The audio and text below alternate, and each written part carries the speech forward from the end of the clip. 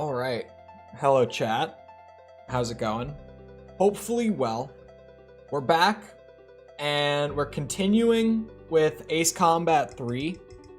It's been like a full week, so I don't remember how far in I was. I think I know that I was doing the third run of the game. We're doing General Resource into Ouroboros. I know that I'm in the General Resource portion of the run, but I don't remember if I was like right at the end of it, or right at the beginning of it, or in the middle. Like, I don't remember exactly where I was, because it's been a week. And a lot happens in a week, surprisingly. So I guess we'll see how it goes. But, hello Dream Master, hello John. How do I feel about everyone who joined because of the Armored Core series no longer recognizing me? Well, it's not just the Armored Core series even. It's, Ace Combat and Metal Gear people will be in the same boat. I think some people will not be too caught off guard. I feel like there's definitely some people who found out that the beard is not the norm, and they went back and looked. Or maybe you've run into... Oh, wait a second. That's right, I'm playing a Japanese copy. That's not the select button. Hold on. This one. Gave a short wish list of features. There was one thing in particular that the Ace Combat franchise never does, but is in Project Wingman. Oh no! The mucho texto. Forget. Oh wait, I've played these routes though. Woo. Okay, this is where I was at. I think this is like in the middle of the general resource portion, right? Does every AC game have the signature fictional jet? I don't know. I don't know if 4 had a fictional one. Hold on. I can look. Did 4 have... Oh. It looks like it does. It looks like it does have one. Yeah, I'm looking at pictures. Where was this thing the whole time? Where was this?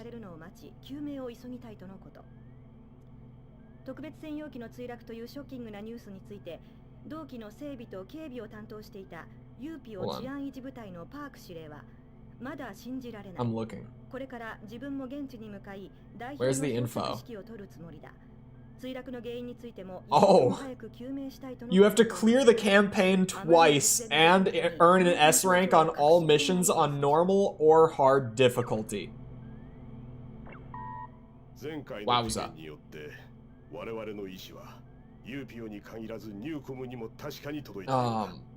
Curly fries, and low-key, Hardee's has the best curly fries out there? Really? I don't think that I've had Hardee's or, what's it? Give me a second. The other name for Hardee's, because, the name just changes based on where you are. Hold on. For whatever reason. Because that's not confusing. It's Hardee's up here. They're called Hardee's in Minnesota. Oh yeah, Carl's Jr. There it is. That's what I was thinking of. I couldn't remember what the other name was. I think Carl's Jr. is the more common name. Even, I don't know why it's called Hardee's in some places. But I don't think I've had it since I was like 10. Like, it's been at least a decade since I last had Hardee's or Carl's Jr. but I tend to not hear good things. So, it would surprise me if they have the best curly fries. I heard once that they're different. They can't be. Hold on. Are Hardee's and Carl's Jr. different? I need to know. They started out as totally separate entities. On the West Coast. One on the West Coast and one on the East Coast. That doesn't answer my question. What happened? The differences explained. Hold on. Here we go. We're not here to fly planes. Look, we all know we're not here to fly planes. We are here to learn the differences between Hardee's and Carl's Jr. These are the real burning questions of stream today. And then we can fly some planes once I get my answers. No, I don't want your newsletter.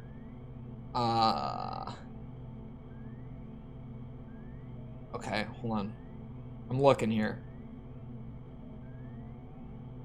I'm not getting any answers yet. So far, it's just explaining the history. Okay, so they combined, right? This happened in...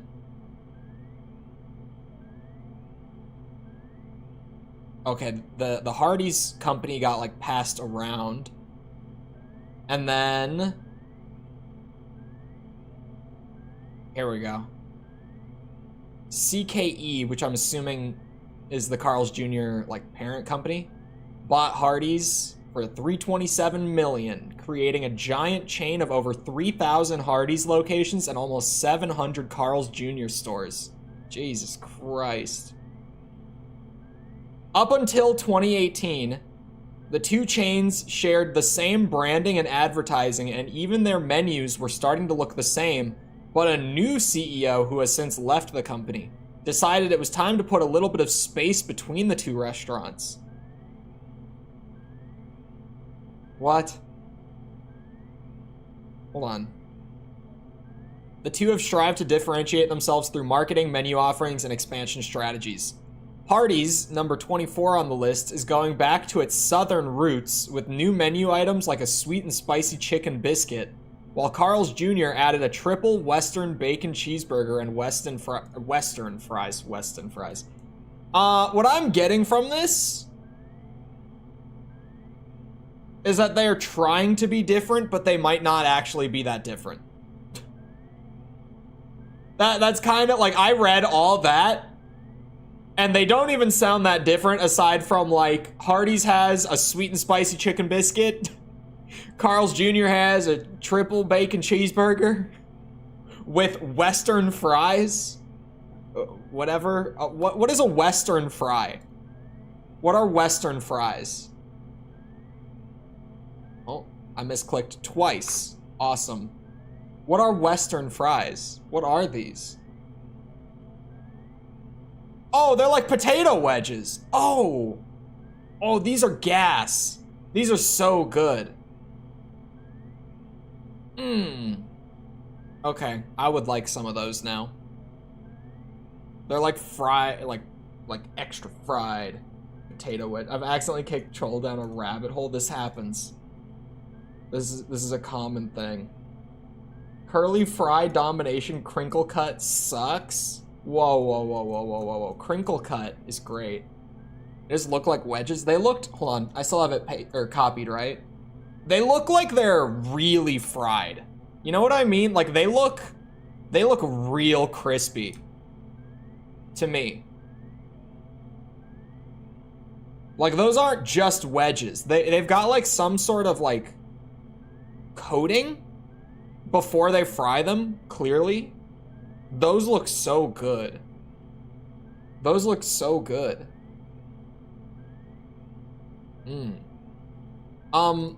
Yeah, I don't think they're very different, is what I got.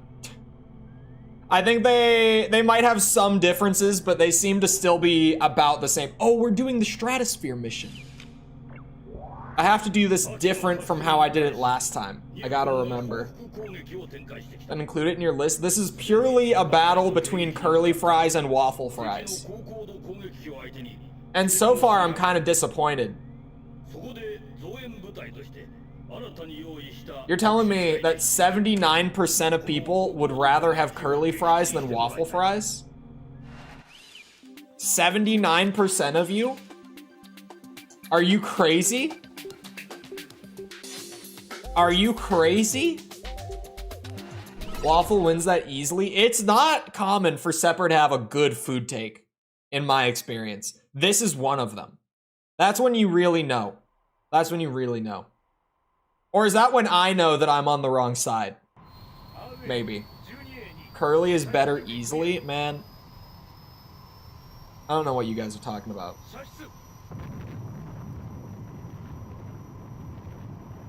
Excuse you. This is the guy who doesn't like pizza, you guys. This is the guy that doesn't like pizza. That's when you know you're on the wrong side. Maybe. Maybe. Some Hardee's curly fries? Where's the nearest Hardee's to me? How far would it be to drive to a Hardee's? I actually have to be out tomorrow morning. What? Oh, it's not worth it. It's not worth it. I'm like 20 some miles from the nearest Hardee's. It's not worth it. I have decided it's not. I'm not driving 20 plus miles for some curly fries. You're crazy if you think I am. It's not happening. Oh god, this is gonna be a disaster again. Me trying to readjust to AC3. The controls. Oh no. Oh no. Come on. The music? Oh. The gameplay. Go ditch the stream and get some? It's not worth it. You know how long it takes to drive 22 miles? It wasn't 22. I don't know why I said 22. 20, it's more than 20. It's more than 22. Unfortunately. If it was 22, maybe. But it's more than 22 miles. You know how long it takes? Stream the whole trip?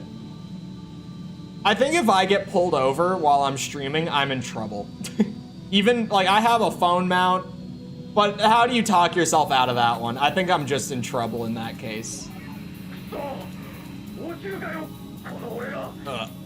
I would need a passenger. This would need to be planned out. Oh, this thing controls so poorly. What a bad start. I forgot that this was like the fridge.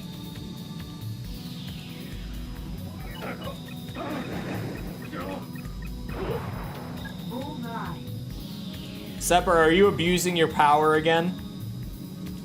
Am I seeing you abusing your power again? Don't worry, we will turn around eventually.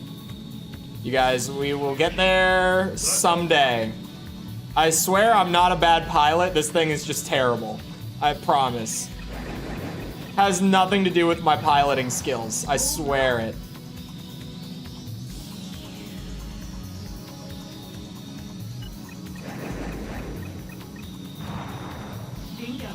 Oh wait, aren't I supposed to go and shoot the other fighters and not these this time?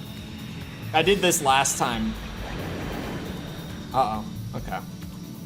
I think I am. Hello, Augustine, welcome.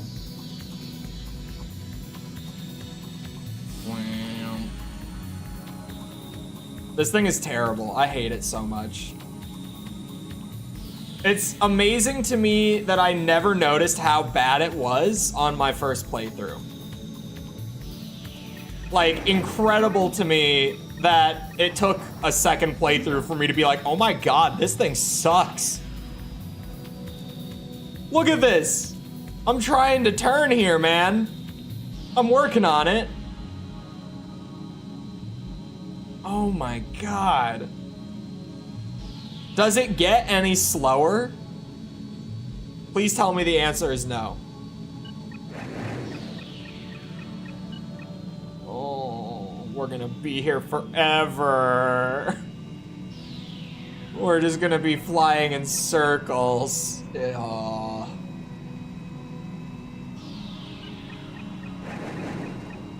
Is anyone able to track down any real information on the differences between Hardee's and Carl's Jr.? Is it Carl Jr.'s or Carl's Jr.? Carl's Jr.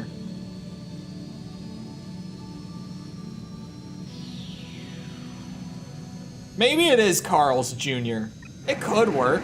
The music. Oh, the music is back. Okay. I was like, oh, cool, a blackbird. Then I was very upset. Bird, thank you for the renewed member. Appreciate it. Wait, is it actually Carl's Jr.? No, it's not. Stop. There's no way it's Carl's Jr. That doesn't even make sense. Like, okay. Kind of. But like, every fast food chain is like possessive, right? Like it's, you know, it's McDonald's, it's Wendy's, it's, you know, their restaurant, it's named after them. This one is like, oh, it's Carl's kid. It's Carl's Jr.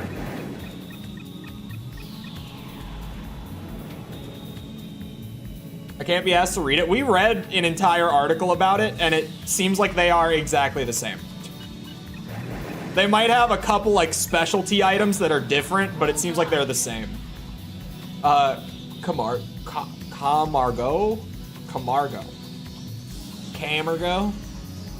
Hello. Got a problem with Carl's kid? I'm just saying. He named him kind of weird, that's all. I don't got a problem with the kid. His name's just kind of wacky. Oh. What'd I do? I did something wrong. I clearly did something wrong.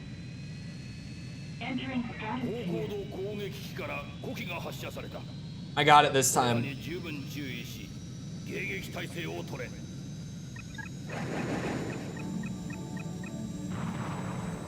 For sure, I got it this time.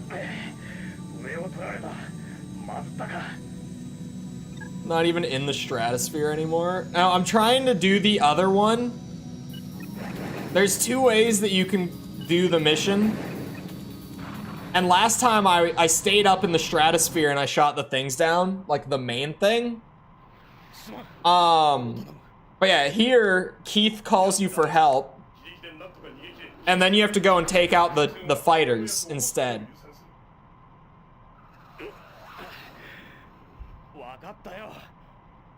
And both will get you a success condition.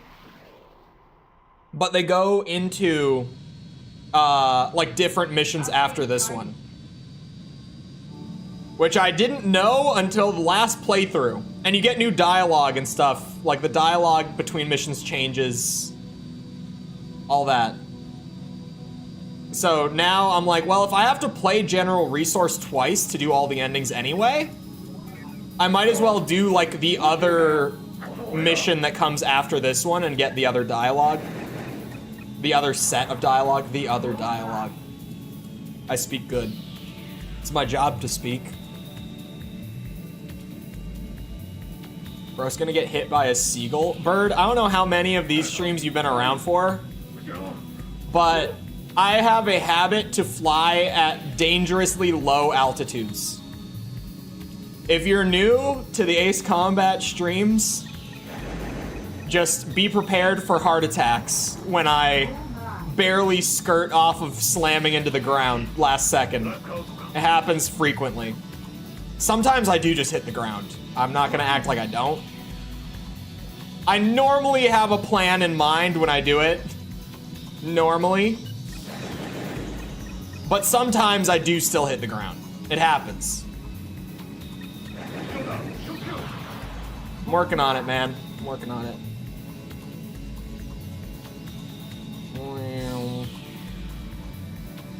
Do I have time? Oh, wait a second. Oh, I don't fight the generic fighters. Hold on. There is one specific, it's marked like as an objective. We're gonna act like I knew this the whole time. All right. Because I did. I might fail again. It looks like those guys are gonna go off the radar. Oh wait, no, that's just, the radar is relative to me. We've got time. Oh wait, what? Huh? Am I upside down? Oh my god, I'm upside down. I was flying upside down that entire time? I had no clue. I started turning and I was like, that's not the direction I should be turning in. What? Again, welcome to the Ace Combat streams. This is all very normal.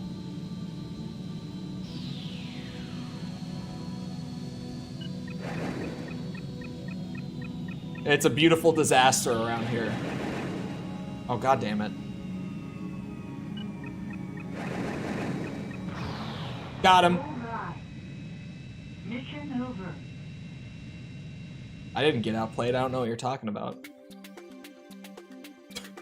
It can't fit on the replay screen. It's so big. Just gave your pilot a blood clot from being upside down? Nope. He's perfectly fine.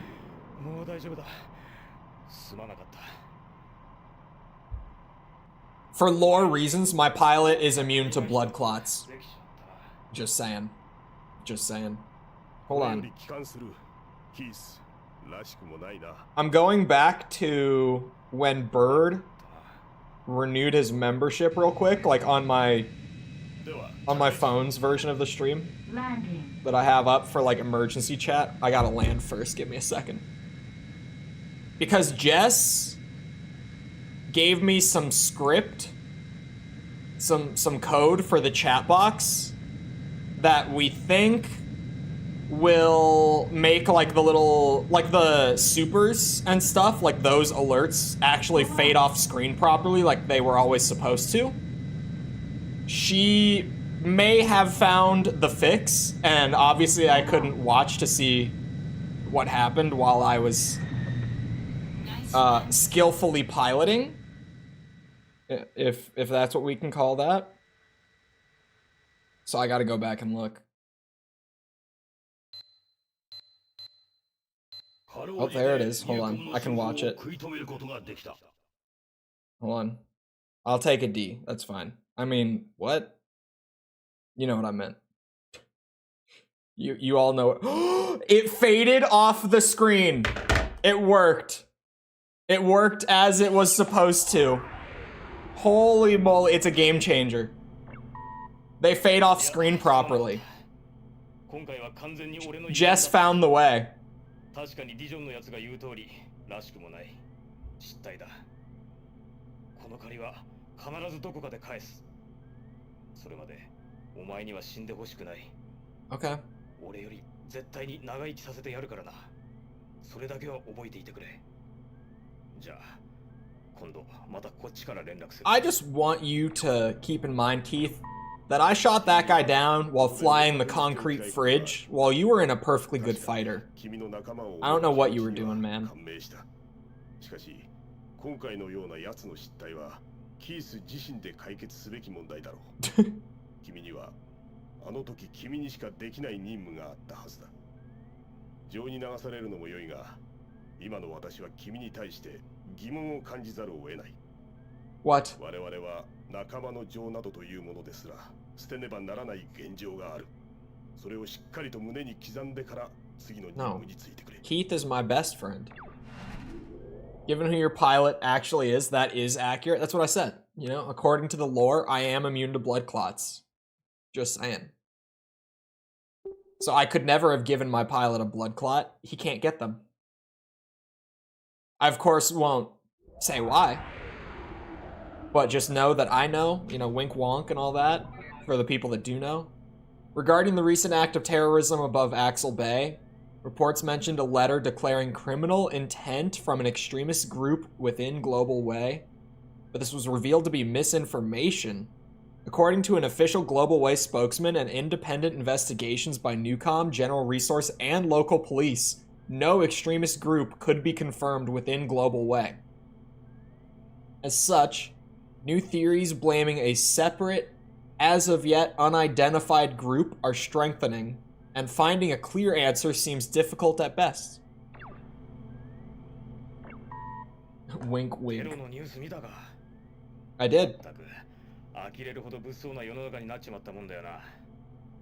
こういう事件があると俺たちの敵はニューコムだけとは限らないって気にもなる。ところで珍しくディジョンのやつ、俺には何の相談もなく有給休暇取ったらしいんだよ。この忙しいって時に何考えてやがるのかさっぱりわからん。やつとはもう随分 He's probably just taking a vacation. We all need one. だが最近の行動や言動にはこの俺にも理解できないことが多すぎる。何のためか知らんがこそこそと嗅ぎ回っているようだしな。もちろん俺は奴のことを悪く言うつもりはないが、ただこの予感は何か嫌な感じなんだ。Mm-hmm. それだけはお前にも知ってほしかっただけだ。 Okay, goodbye. Thank you, Keith. Odyssean seems like a cool dude. Can our pilot also get paid leave? I wish. Was watching your videos about Ace Combat this weekend. Did you catch the new one? Went up this morning. Wank, wank. Sorry, wank, ニュ wank. ーコム所属のスペースシャトルが衛星軌道基地から帰還するという情報を入手した。軌道基地から資材を運搬するはずだ。これらが奴らの手に渡るとなれば、ニューコムは今後の兵器開発にあたり大きなアドバンテージを得ることとなる。Mm-hmm. そこで帰還直前の隙を突き、シャトルの破壊作戦を行う。 Okay. I don't know why we have to be so hostile all the time. Like, hear me out. What if we just let them build it? I don't, like, what are they gonna do with it? Okay, hear me out. Hear me out. The multi-purpose has a little less firepower, but it's got the mobility. I think I've gotta go with it. Ooh, it gets the cannon and the short range. It's beautiful. It's everything I could ever need. You liked my goofy humor? On the AC4 video, you mean?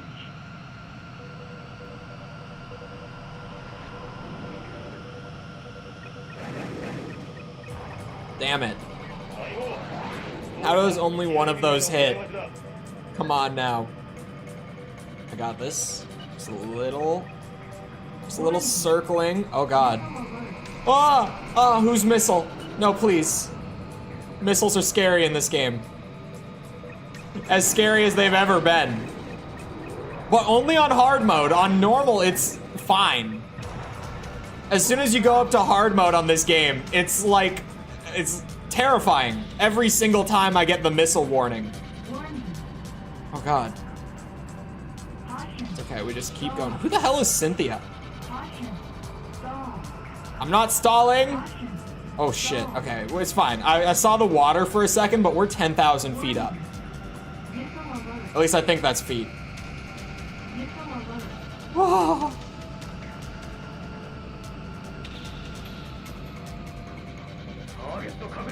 Powers engines. Yeah, I wasn't. It does have less power as well, but it had less attack. Did I say power? If I said power and not firepower, that was just me misspeaking.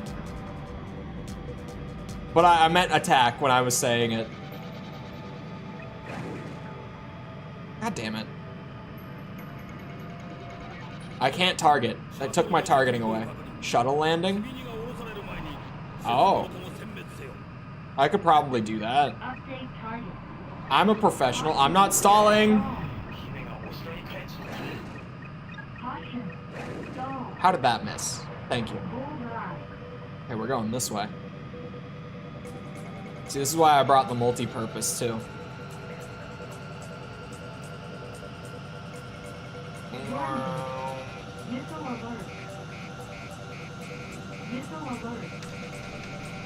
I'm working on it.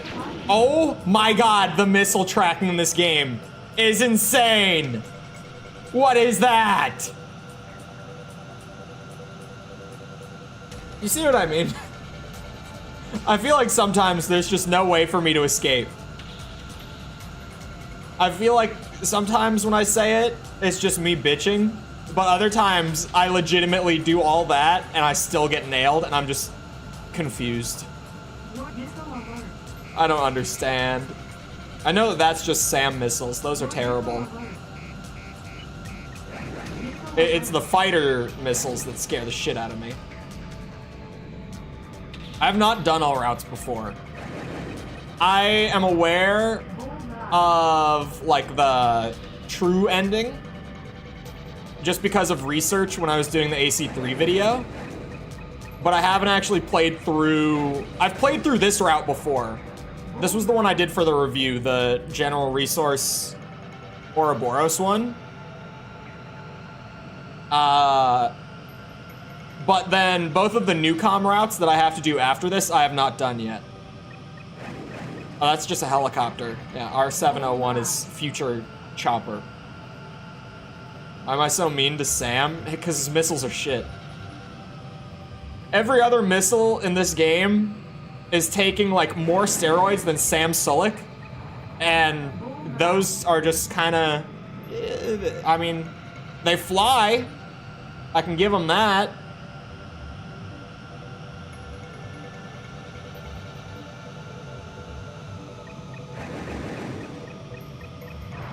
Yeah.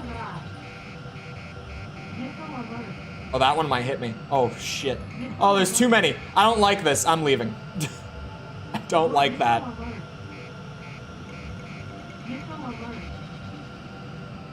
Why are there so many Sams down there? Can I lock onto one of them, please? Thank you. Oh, that was a gun.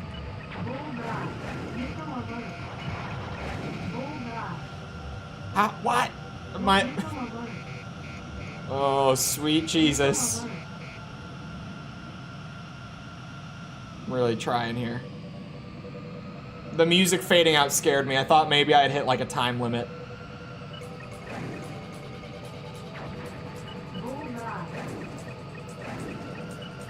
Can we take out these goddamn missile pods? There we go. Now it feels a lot safer around here. I'll get that fighter in a second. I want all of this taken out so I don't have to worry about it. Ground forces are still scary in this game. Not as scary as fighters, but still scary. Okay. Just you and me, R211. Take that big turn. It's a death trap. Beautiful. I did it. I honestly had my doubts after that missile hit me early on. But if it works, it works. I'll take it. Mission replays were genius. You know what game would be badass with mission replays like this? Like literally just running back through like a little montage of you blowing shit up with like cinematic camera angles and all that. Hear me out. This is gonna be very on brand. Armored Core should have these. Think about it. Think about it. Armored Core 6 with a replay system like that? That would be pretty sweet. That would be pretty sweet. Why is that a D? I guess I was kind of slow, to be fair.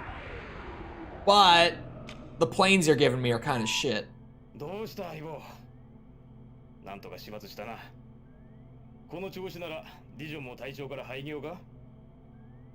まあこんな時に休暇を取るやつのことは忘れて、俺たちだけでやっていこうや。Alright. たまにはそっちからも連絡してくれよ。飲みにでも行こうぜ。ああ、でもその時は俺の昔話を嫌っていうほど聞かせるから覚悟しといてくれよな。Are you coming on to me? You can pretend in AC1 with the fixed camera code. Oh, I guess with cheat codes, there's a couple of them that you could do that. But no, like, if they did a new Armored Core game with sort of that post-mission replay, that would be so cool. Oh.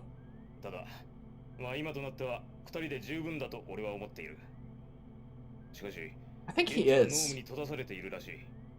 互いに連絡を取りながら任務に当たろう。では、後でな。Oh, you know what I was talking about last week on the AC3 stream? Last Monday, right? I think it was literally last Monday. Was the last time I streamed this. Hold on. Was it? Now I have to look. It was on the 4th. Yeah, it was. Sorry. I was talking about the whole, like, I've had the idea to learn Japanese for a couple of years, just for it being really useful for me for, like, work stuff. I started studying Japanese in the last week since. I have started learning the hiragana. I've started learning how to read and write, but mostly read. More reading than writing. Barely any speaking. I mean, they're all sounds, so like, you know, speaking in the sense of like teaching a 4-year-old the alphabet and having them go like A, B, C. But a little bit of speaking, like toddler speak, you know? I could pull up the thing and see how many I know, just to flex my immense Japanese knowledge that I now have in less than a week. I think it's like 10 hiragana or something. And probably if 7 of them were put in front of me out of context, I would have no clue what it was. But like 3 of them, I would recognize them. There are 3 of them that stuck in my head really well. I swear. I remember this mission being one of my favorites. I am such a sucker for this kind of mission. I don't know why, but 3 was the first one to do something like this, and then there was another one that I specifically talked about in the AC4 video. For some reason, I'm a really big fan of these missions where they have, like, in ravine and out of ravine fighting. Where, like, you can fly above them, but then your actual, like, objectives, you have to kind of, like, dip down into them to navigate them for portions of it. I don't know why. I think it's just because, like, the biggest thing you can do to change how a mission feels in this game is, like, change the terrain that you're navigating, right? Instead of just having you go through open air. Maybe that's why I like these so much. That's why they stick with me every time. But I love these. Any mission in these games that make me change the way that I fly, great. Good stuff. That's some real variety. Player's now Keith's best friend. Yeah, I save him once, and now the dude's all over me. I don't know what happened. At first he was all like, I don't know, this guy, he's not even a good enough pilot to fly with us. I don't know why you would bring him here. But now I save him one time, and he's like coming on to me. He's flirting with me. I don't know what's happening. Maybe Keith is just easy like that. I don't know. Okay, come on. Saving someone's life tends to do that. I guess. I mean, it was just a one-time thing. Keith's got to understand that, you know. Sometimes it's just a one-time thing with, like, no intention of a continued relationship. You got to be able to differentiate, right? And I don't think I don't think Keith has differentiated very well here. You know, I like the guy, but, like, come on. Come on now. It was just once. Just one time.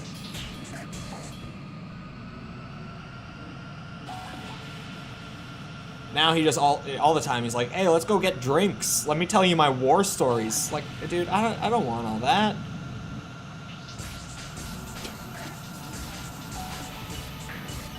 Best husbando. Come on. I do, unironically though, I love a good war story. Genuinely, like my buddies who are military, anytime that they get started, I can genuinely listen to that shit like all day. I don't know why, but I do unironically love a good war story, even if it's something like goofy, like it's super mundane. I don't know why I am so entertained by them. Like, one of my friends in college, he was deployed in Afghanistan when Avengers Endgame came out. And we were all talking about, like, the theater experience of seeing Endgame, like, when it came out. And he was like, you know how I watched Endgame? In the barracks, under a blanket on my phone, I pirated it from a website, watching like someone who had recorded with their phone in the theater, so it wasn't even like, it was before the digital release even came out.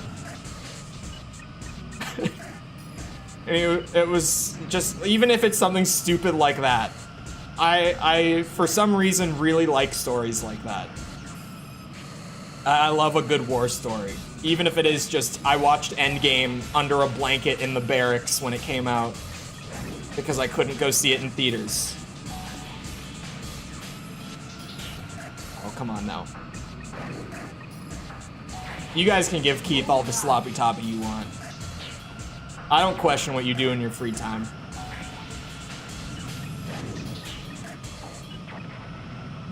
My weapons are gone.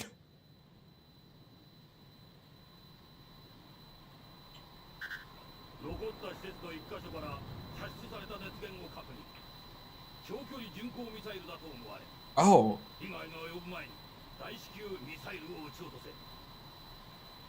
Can I use my missiles for this one? That was... I just about shit myself. After the experience I had in Ace 2 with like the cruise missile getting shot down, that mission near the end, when that one mission in Ace Combat 4 came up where it's shooting like 10 missiles at a time and you have to go shoot them down, I was horrified until I got close and I realized that I could just use my missiles. Like, the tracking wasn't amazing, but it was still way more efficient than using machine guns. For me, at least, as you can tell. As you can clearly see, it would be more efficient. There we go. Thank God for that. Because that mission would have been a nightmare. I would have been doing that for like an hour straight if I had to use my machine guns for it. I shouldn't have skipped the replay. There's no reason for me to watch the replay every time, but I always feel like I have to. Hold on. Hold on. I can pull up my list. My Japanese list, hold on.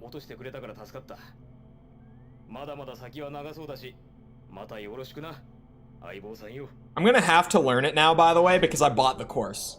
So, for the record, this isn't like something that I will drop. Just, if anyone thought that that was like a thing that I would do, like, I bought the course. So now I have to learn it. Plus, I just really enjoy learning languages. Okay, hold on. I've got 1, 2, 3, 4, 5, 6, or no, 6, 7, 8, 9, 10, 11. I know 13 no in quotes hiragana. Pretty impressive, right? Pretty impressive. The missile in AC2 is a better pilot than the rest of the aces in the series. It's crazy. It's so fast. And it just cuts all over the place. I think it's 13. I had to skip over. It's not an organized list. There are some, like, expressions and phrases in there. But 13 or so, give or take.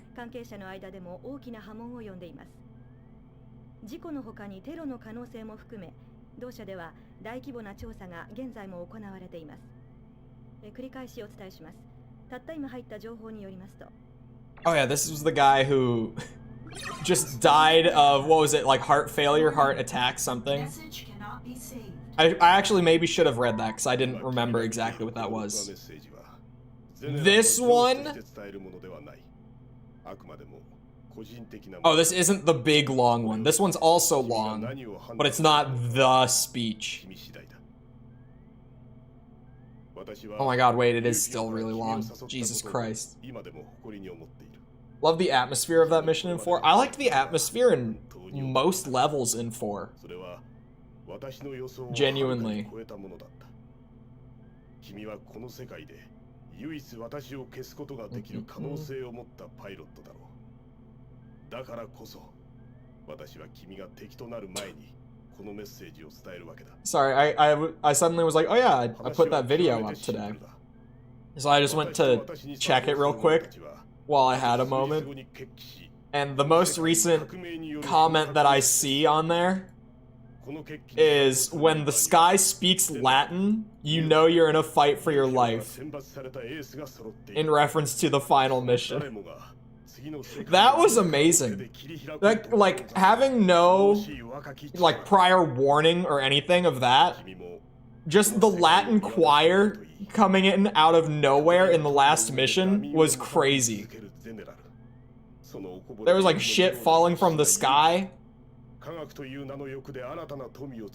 It was a wild... Speaking of, like, the atmosphere in 4, that mission is crazy.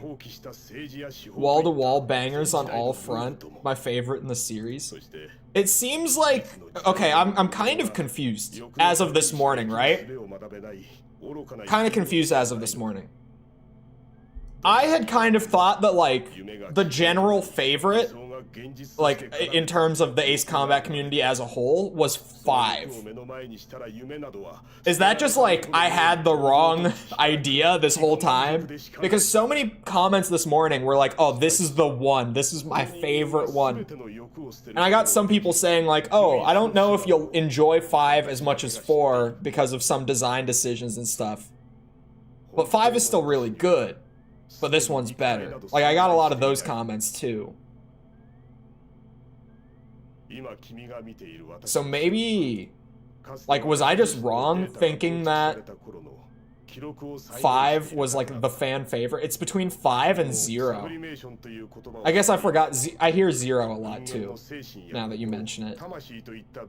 But not 4. It seems like there is a lot of love for 4, but maybe just not... Like, it's the fan favorite level. He is still yapping. I forget how long this speech is. And there's another speech like this still coming up from Dician. Jesus Christ. It's even longer when I talk over it. I just had, like, a whole discussion. Like, a whole topic I burned through, and he's still going. I see 5 is better than 4 too. Okay. Okay. So 5 and 0 are like the fan favorites. Okay. Because I was like planning on going into 5 almost with that perspective. Like when I did the Ace Combat, or not Ace Combat, sorry. The Armored Core 3 review. Months back now at this point. God, that was in August. Jesus. Like, out of the... for a lot of Armored Core fans, 3 is, like, the big favorite, right? So going into that one, it was kind of like... Just looking at it as the sequel to everything that came before it, but also as, like... Is this the peak of the series? And I was kind of planning on going into 5 and 0 that way as well. So when I started getting so many comments this morning that were like, 4 is my favorite, I was like, wait a minute.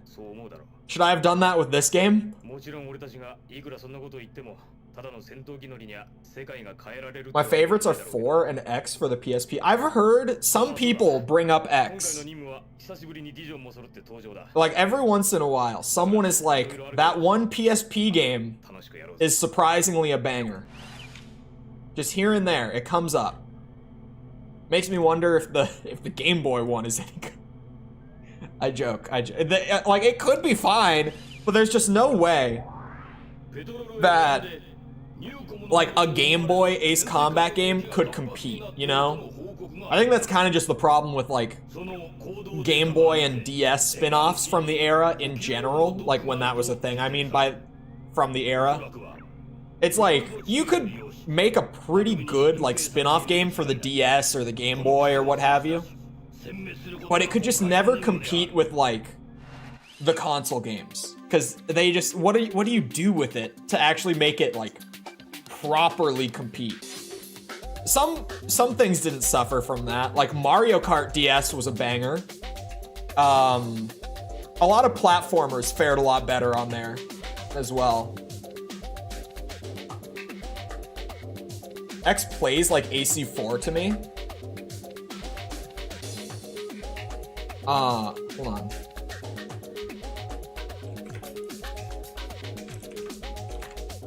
Now I'm curious, what are the best Game Boy Advance games? Because they're all gonna be like spin-offs of bigger franchises for the most part. Not all, but most will be. That was kind of like most big hitters on the DS and Game Boy were spin-offs of existing game series. Like WarioWare is up there. There's a Castlevania Game Boy game that's apparently really good. I've still never touched Castlevania. A Link to the Past with 4 Swords. I forgot that was a thing. But that's literally just a port.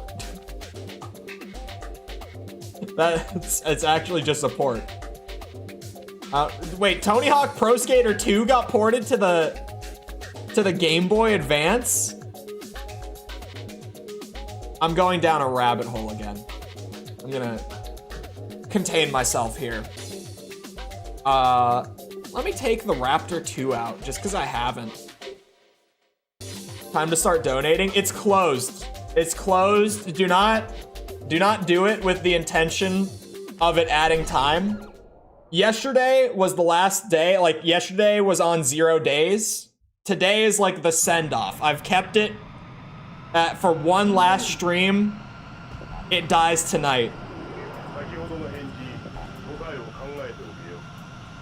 But we were at 0 days yesterday. I just decided to keep it for one last send-off for the beard. Tend to have like 60% overlap. They're just like, there were good games on Game Boy and DS, but there was a lot of bad games on Game Boy and DS. Like, way more bad than good. Like, there were definitely some real fun games on there. Like, I had a DS, I had a Game Boy. But man, like, most of the games that I would ever buy for them would just kind of end up being shovelware. Is the beard for sale now? Sure, if you want. How much you offering for the beard? Actually, never mind. I don't need anyone doing any weird cloning shit with my beard DNA. I don't need anyone cloning the beard. Not me, just the beard, specifically. But hello, Raiden, and... Is it Aniket or Aniket? You gotta let me know, because otherwise I'm gonna say it wrong the whole time. The pubathon is gonna be way less fun? That would be a lot less fun. Like, the beardathon wasn't very fun past a certain point, right? Like, I ate a burger from a bar, a local bar last night that had like a house sauce on it, sort of thing. And just like every bite, I would have to like thoroughly wipe my mustache, right? It's not fun. I would get so much shit in this stash. I'm ready to go back to having like a normal length beard. Because it's not that I'm not gonna have a beard past this point. It's just, it's gonna be like, you know, a normal length. We're gonna be shocked at how actually young, or how young you actually are.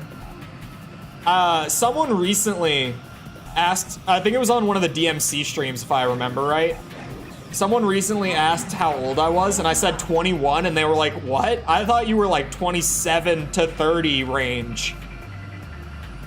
I was like, yep, that's the beard. Plus, obviously, my clear maturity, of course. I'm so mature.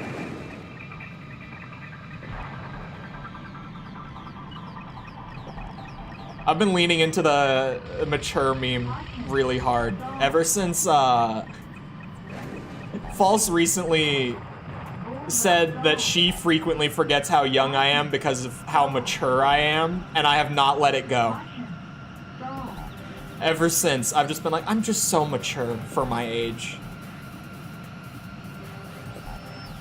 I thought you were about to say you have found a pube in your burger. No. No. Oh. How do you... What is the... Hold on. I got this. I got this. I got this. Check this out. Because even that, I'm like, how do you pronounce the K? Is it K? Kate? Hold on. But check this out. This is so much easier. Why did I not think of this before? Because I can get an answer real easy here. YouTube. The following pronunciation is brought to you by pronouncenames.com. Thank you, pronouncenames.com. Aniket. Aniket. Hold on. Aniket. Aniket. Aniket. Aniket. They like spell out the pronunciation almost the same way, like with the UH, but it's like a ah. Aniket. He ordered the pube on his burger. No, there was no pube in my burger, for clarity. Well, now I know how to say it.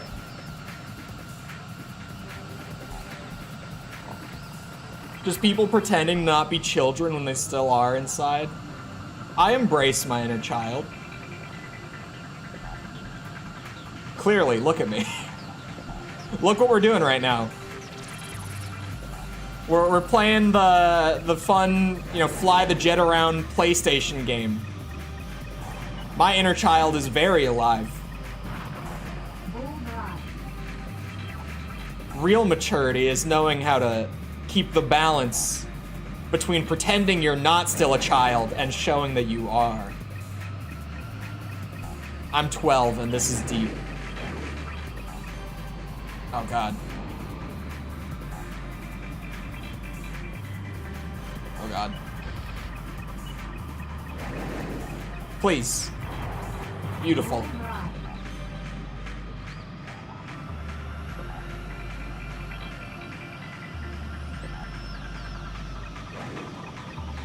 Sub base in here. Let's hope I can do it right the first time. I brought the short range missiles this time because the last playthrough I was like, oh, I will want the air to ground missiles, obviously, because I'm taking out ground targets, and they ended up being terrible for this mission, like just awful. Yeah, I know about Infinity. I'm still upset that I'll have to skip it. Because I hate needing to skip a game in a review series because it's like genuinely lost to time. But like, there's nothing to be done for Infinity. Because of the fact that the first thing the game did, because there was single player content, like apparently from what I've been told, a good amount of single player content in Infinity that I could have reviewed, even with the servers being down. But the game, when you opened it, would connect to the servers before even pulling you into the main menu. So genuinely, if it can't connect to the servers, you can't even like get to the menu to access the single player content.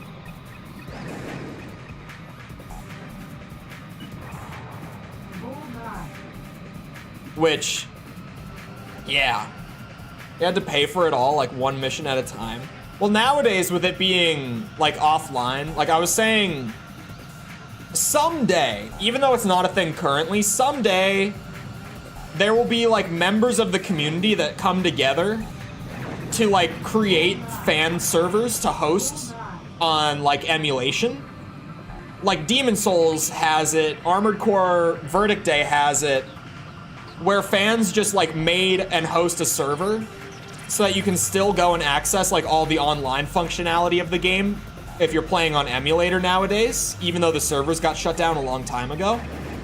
Eventually Infinity will get that, and I'm sure that when it gets that, said fans will probably throw something in where like all of the paid content is accessible, because like how are you gonna pay for it? No one's there to accept the money. And it would be legal for them to do that, for the record. There would be no like legal problems with that. Because at that point, abandonware is a thing. If there's no official way to purchase a game, then if someone just makes that content accessible for like preservation's sake, like archiving's sake, that's fine. Or we could just hope for, you know, a re-release or something of the sort, but I doubt that it will ever get that.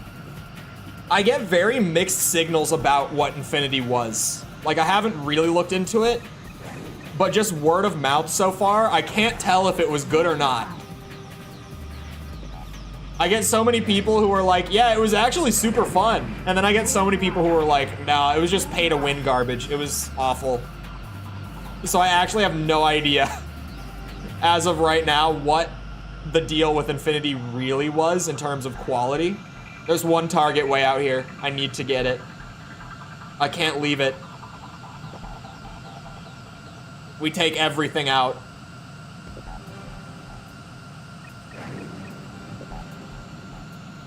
It missed. Are you shitting me? Okay. This time we get it. Right? Beautiful, thank you. Come here. Was it a PS3 exclusive? Ace Combat Infinity? That's really weird if it was. I didn't know that about it before.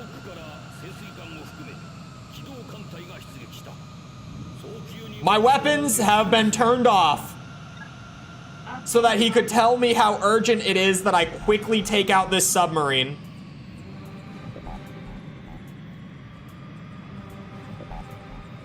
Verdict Day servers are still up.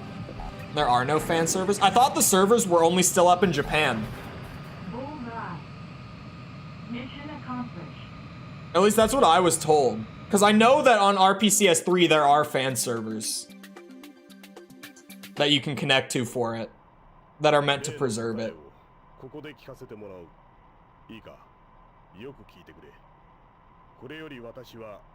Or are they just connecting to the Japanese server somehow?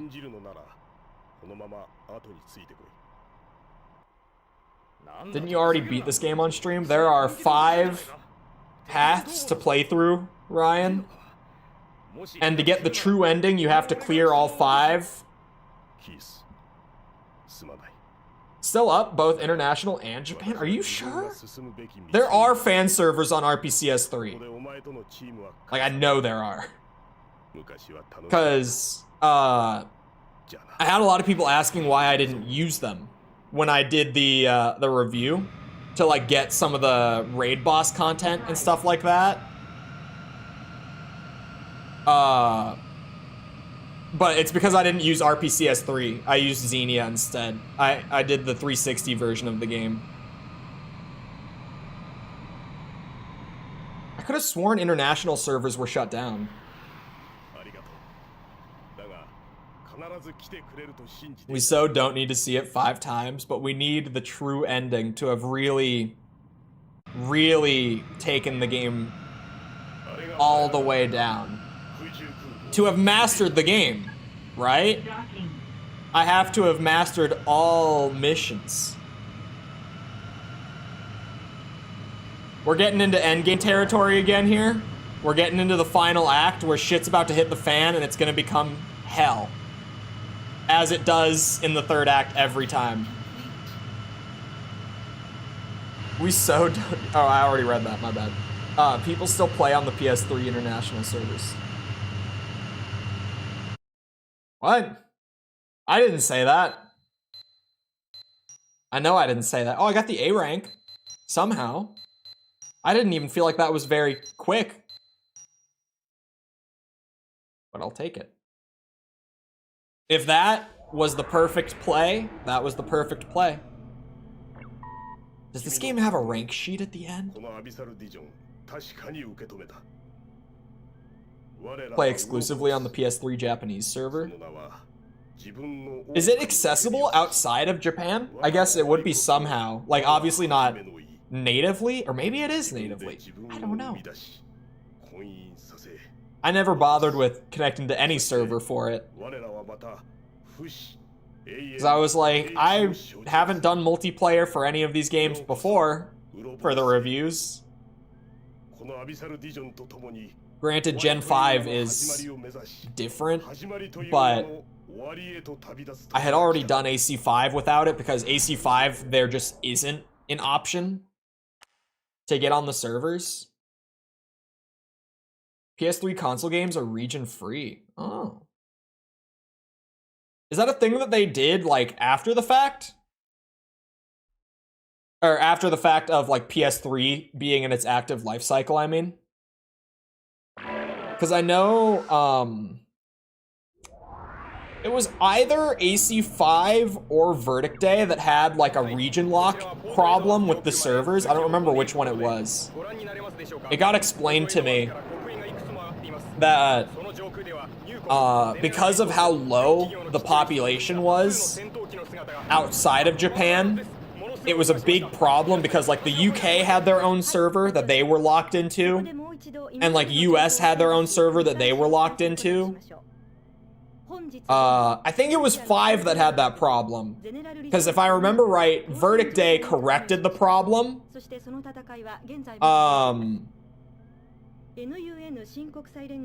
Sorry, I'm thinking. Oh yeah, by just having, it had like the Japan server and then just an international server. Where if you were anywhere outside of Japan, there was just one big international server you played on. And that apparently helped a lot with like preserving the population, making it so you could still reasonably find people online. You need to play the PS3 version in order to achieve 100%. Why is that? Were there exclusive like missions or something like that?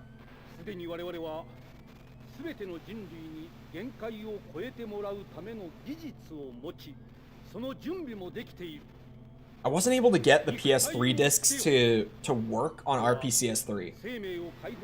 5 was the one that had region locked? Yeah, okay. I heard that that was a nightmare back in the day. Because a lot of people who were like, oh, going back, the game wasn't that bad, but like, at the time, it had some big problems, and that was one that came up a bit.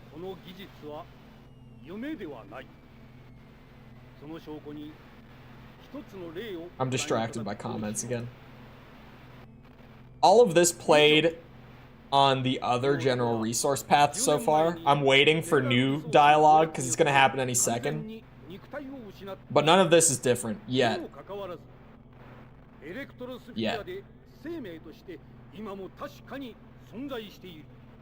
I gotta go give comments hearts while I'm here.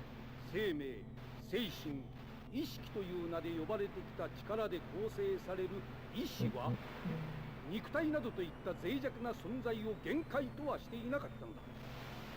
そしてこの事実を我々は有史以前から知識として伝承してきた。歴史を振り返ってみるまでもない。肉体の限界を持たない生命の存在について我々は Some special bosses and achievements. Achievements. I didn't even consider doing achievements because none of the games have them until Gen 4 probably had them. I would think. I would assume that Gen 4 was the first to have achievements, but even then they might not have. Because trophies and achievements came in that generation, but they weren't there at the very beginning. They came later.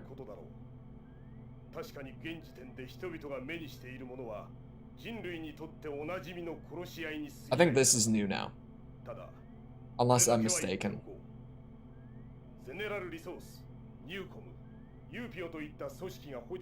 Maybe not.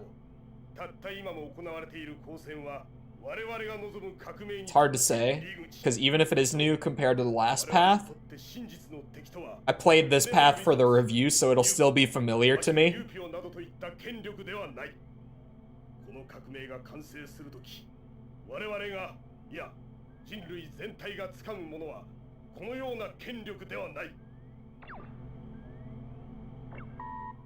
This is new. 100%. 覚えている Yes. サーフで一緒だったレナです。まさかこんな形でまたあなたに会えるなんて。でもどこかで私、きっとあなたもこの彼の戦いに参加してくれるような気がしていたのかもしれない。Mm-hmm. ねえ、私たち二人が似てるってあの頃メールで言ったことがあったよね。Uh-huh. あの時はなんであんなことをって自分でもわからなかった。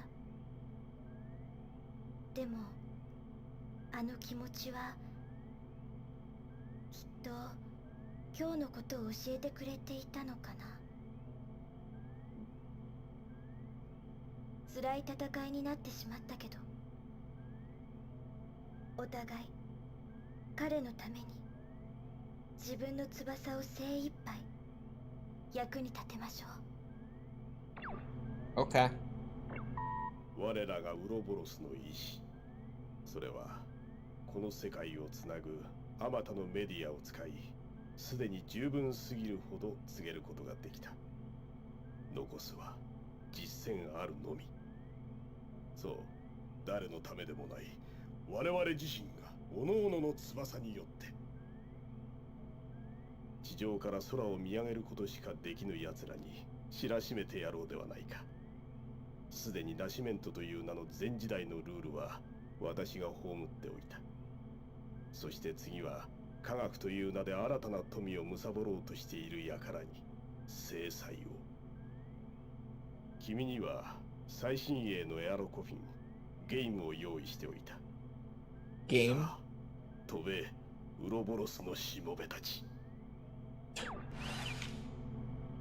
I forgot how genuinely batshit crazy he is as soon as he just shows you what he's really up to. I completely forgot that he's like this. I loved this thing when I first played for the review. I think heavy machine gun is probably the move for me. I like the cannon, but that middle ground between like power per shot and rate of fire, it's easier to hit when I'm slinging more bullets. So going in the middle works better for me. Oh yeah, here we go. Recommend fight the online special bosses for 100%. It'll pretty much, when it comes to like getting there for the 100% streams, whether or not I do that will depend on if I can get the PS3 versions working on RPCS 3. Because I could just play off of, well, assuming my PS3 still works, it's been like a good 4 years since I even like plugged it in. Assuming it works, I could play off of that with a capture card. Oh, actually I couldn't. I would have to get a new capture card for it. Ugh, PS3, pain in my ass. Sorry. I could, but it would just be much worse visually. And gameplay-wise, having like half the frame rate. You need a 4-man team to stand a chance.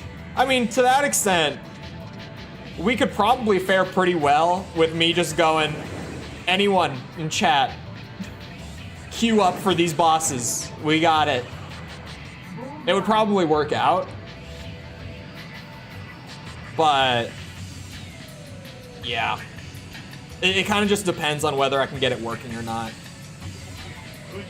Because even using my actual hardware, it would be a coin toss if it'll work properly. It's been a long time since I even touched the PS3. Shitty console, but the main thing I even used my PS3 for, like when I did use it like 4 years ago, was I just played my PS1 stuff on it. Because like I could plug in the PS1 and use that, or I could use the PS3 and it will all run at like 1080. And, you know, I can use Bluetooth controllers instead of the wired ones, and like I just use it to play my PS1 games, like on the TV in my bedroom. So even when I was last using my PS3, I wasn't using it for PS3 things. As someone who is neutral in ye old console war, God, I hate the PS3. Terrible, or not terrible, shitty system. Not quite terrible territory, but it was shitty. I didn't like the PS3. I didn't like it then. I still don't like it now. Nothing ever changed my mind on the PS3. I don't like it.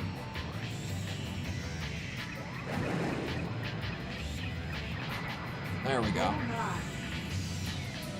So far, so good on this mission. I took a little machine gun fire, but that's not bad. Third act of these games kind of just completely goes to shit every run on hard mode. I missed. The missiles in this game need to work with me a little more. It's ridiculous that that missed. Come on now. This time we got it. It's just a helicopter. It missed again. Thank God Disian's here, man.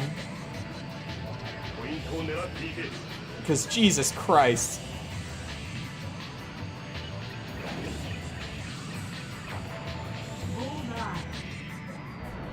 Okay, big turn.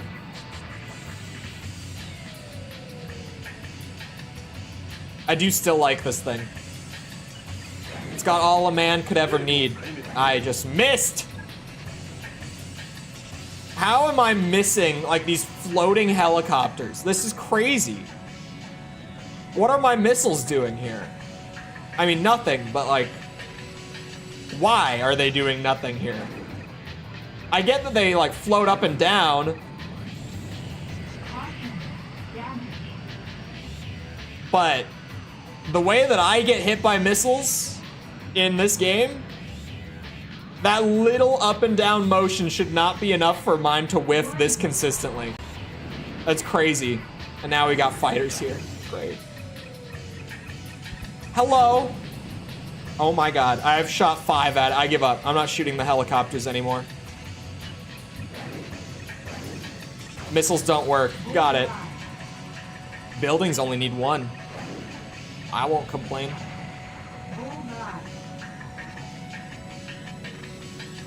We'll see you around, Augustin. Have a good rest of your day. Come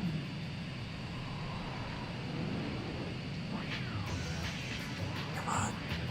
Oh, you know what I did the other night that was amazing?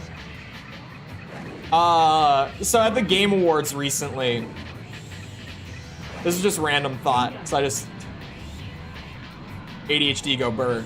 At the Game Awards, right, they gave us like an actual look at the gameplay for that new Dragon Ball Tenkaichi game, which, if you grew up with a PS2 and you were even a slight Dragon Ball fan and you were blessed enough to have a copy of Budokai Tenkaichi 3, that was a game and a half. Like one of the most just like purely enjoyable games from my childhood. So I've been very hyped ever since they like first announced they were doing a fourth one, right? But we got that gameplay trailer at the Game Awards that was showing it off a bit, and it looked great. And so my buddy who recently, like a couple years ago, watched Dragon Ball for the first time and got super into it. Where are the missiles going? Sorry. He'd never played it growing up. So the other night, I dumped my old disc onto my computer, loaded it up in PCSX2, and got it working properly in there and everything. And then we used Parsec to like share my computer screen and stuff to him, allow him to like do inputs and all that. And we booted up Tenkaichi 3, and we just played like the local matches on it, right? Because it had like split screen, so you could play against a friend. And that game is still just such a blast. That is such a classic. It was amazing. That game aged like wine. It holds up so much better than you would expect it to. And it has now only made both of us even more excited to throw $70 each away on a Dragon Ball fan service game whenever it comes out. There's still no release window for it even. But someday. Someday. As long as they keep the roster size that the old games had, I will be a happy boy. Having seen that trailer and seeing that like the gameplay is remaining pretty much exactly the same. As long as it has that big ass roster with all the characters that even like have no reason to be there. And it's got stuff like Hercule dealing 1 damage a punch. And just being a gag character. I will be very happy. Oh, come on! Alright, I give up.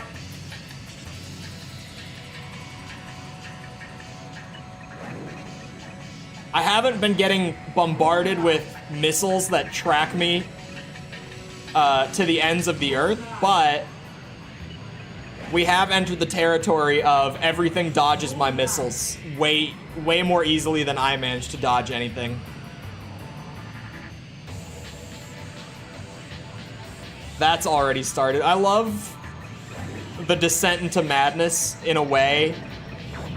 Like every time I get into the 3rd act of a run in this game, it all falls apart so quickly. It doesn't take long. Everything goes to shit in a matter of like 2 missions.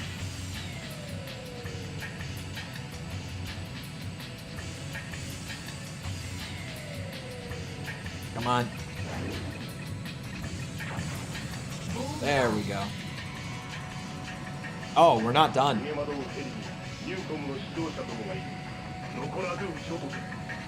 Okay. I won't let a single one escape.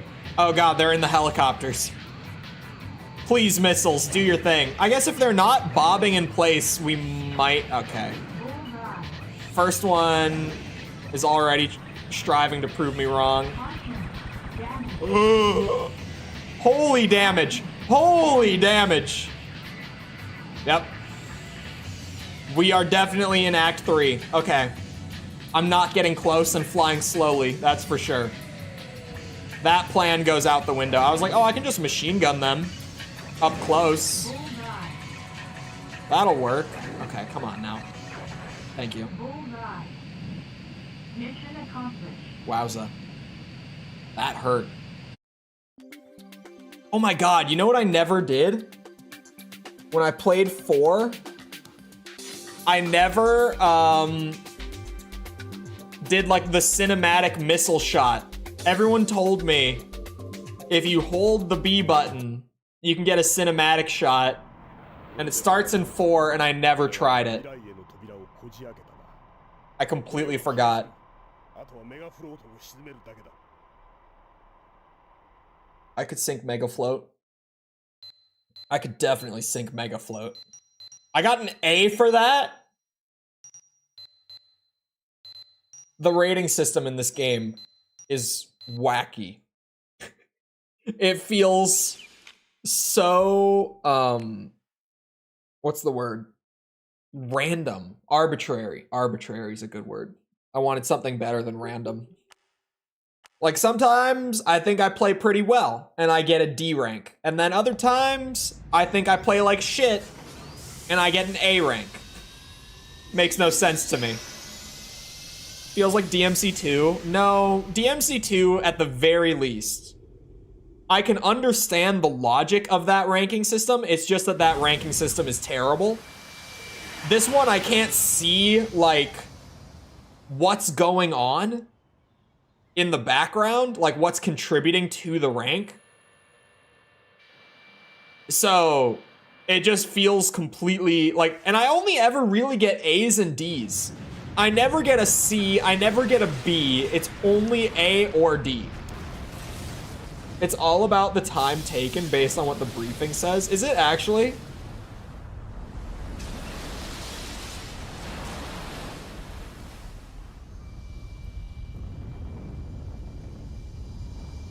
There goes the city. Featured in a bonus mission in 4? What do you mean a bonus mission? What bonus mission? Hold on. What bonus mission are you talking about? Bonus mission. Hold on a second.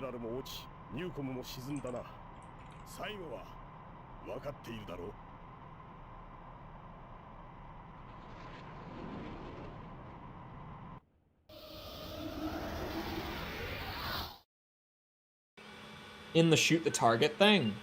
Oh, this cutscene. This cutscene to offer some critique to Ace Combat 3's story. Because the more that I think about it, the more I'm like, maybe I gave it a little too much credit. This cutscene makes no sense, like on its own and with where they placed it in the story.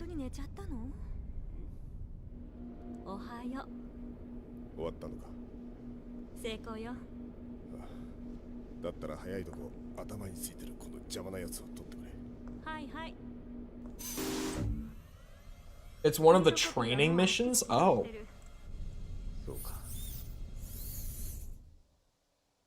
Training mission.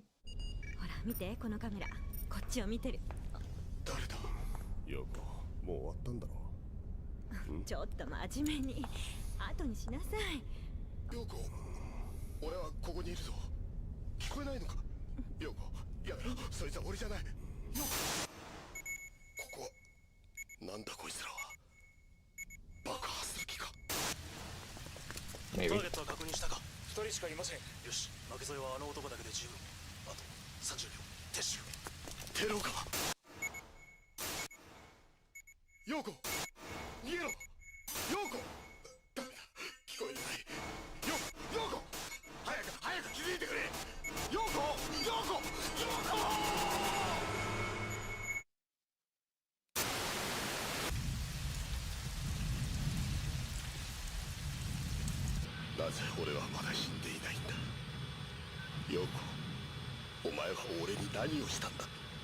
Makes sense once you know your identity. I do know my identity. But even then, it doesn't like immediately get cleared up. It's... One thing about this game's story presentation is that it really...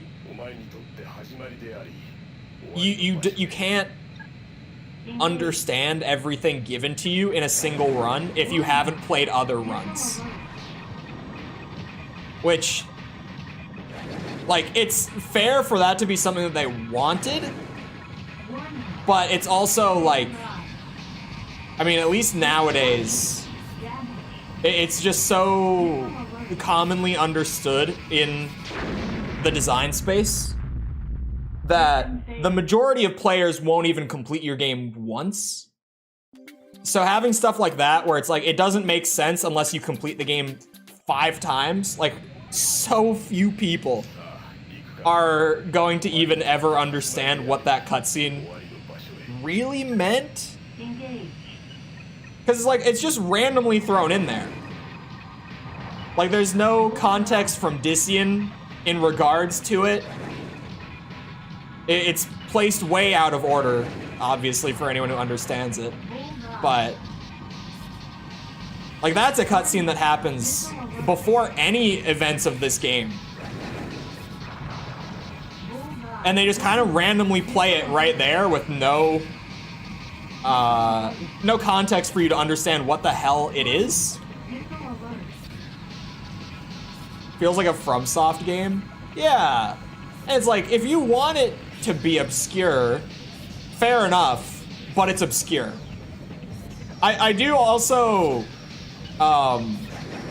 criticize FromSoft storytelling for that from time to time, because sometimes I'm like, you guys, this just makes no goddamn sense. Like, this, a lot of it really does make sense if you're really paying attention. Some of it is just like, to anyone who has not played this game like 3 or 4 times, this is nonsense. I think Dician gets robo-sized like halfway through the game. I don't think he does. I think... I could be wrong. I think he's, what's it called? Sublimated, like, before the events of the game even start. I could be wrong. Because he's never... You know how, like, Keith is seen, like, in person in, like, the reports and stuff when you join General Resource and all that? Dician never is. Aside from, like, that one at the very beginning where he's talking about how his body is limited and stuff like that, like, at the very, very beginning. So maybe it's not before all events in the game, but well before the reveal, I'm pretty sure. At the very least, I'm certain that it's, like, long before the portrait change and all that. I think he's sublimated already. I'm fairly certain, at least. Maybe I'm wrong. I always thought that he was just covering it up for... Like, by the time that you join General Resource, I'm pretty sure he's not actually there. Because aside from that one report near the beginning, he's never shown, like, being in person with someone else. Whereas, like, other characters are. Just here and there, it'll be, like, sprinkled in where it's like, oh, you see them physically in a space with other people. But Dician doesn't have that after, like, the very beginning. He's always in that same room with, like, the gray background. Dead from the very start. That's what I thought. I thought he was already sublimated, like, from the beginning. And he just, you know, only reveals it when the portrait changes. But hello, Lego. You know, for an Act 3 mission, this is surprisingly laid back so far. I say so far for when it eventually just flips on its head and goes batshit. You know, I've covered my bases with the so far. Whoa. What's the word? I can't think of it. Never mind.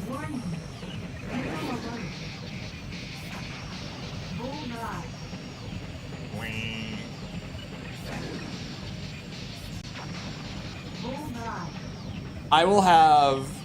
I have to hold my tongue with a lot of, what's it called? A lot of the things that I think about 3's story. Because I just can't until I get the final ending.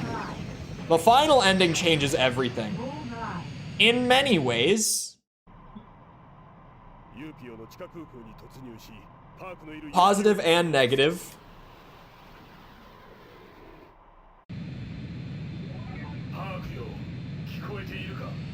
This is why this felt familiar when I did it in the UPO route. Because you kill him the same way in the General Resource Ouroboros route. Oh, Dician, you disabled my weapons for a little. I die here. I can't turn around in there. Are you shitting me? Oh, are you shitting me? I got a little carried away, I guess, but why do they disable your weapons during dialogue? Why? Womp womp. That was awful. At least it's not that bad to rerun this mission, right? Like, this is probably... These two missions back to back alone? Because the third act is always, like, only 4 or 5 missions long, right? I mean, all the acts are generally, like, 4 or 5 missions long. The General Resource route is longer, but, you know, whatever. Oh boy. These two missions back to back, like, this might be the easiest Act 3 route. At least that I've done so far. Neither of these are all that difficult. Especially compared to the UPO and the General Resource Act 3s. Like, these two missions have been super chill. But this is gonna hit me. Yeah, there it is.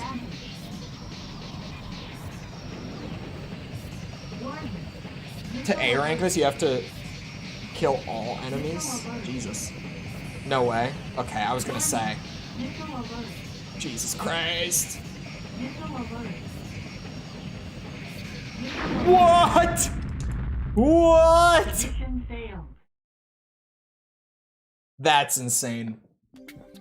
It lost me and then it got me again.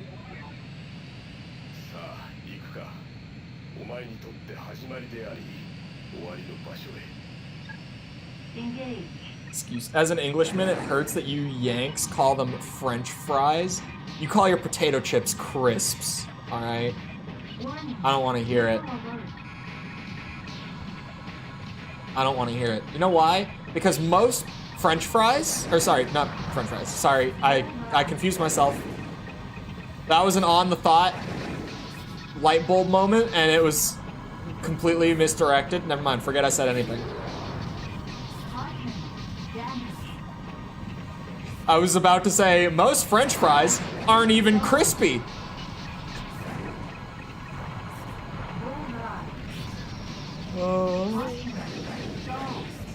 Oh, come on now. There we go.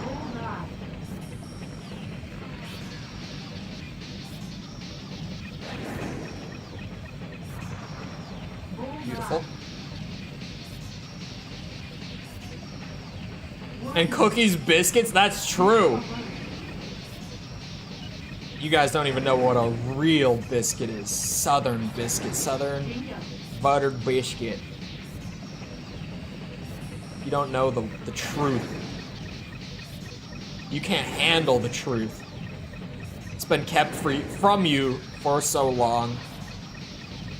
If I could speak a coherent sentence, this would be a better bit. Okay, come on now.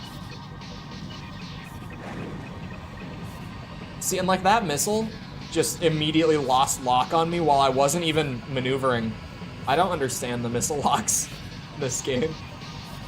I just kind of do what works a lot of the time and hope. And that's about as good as it gets.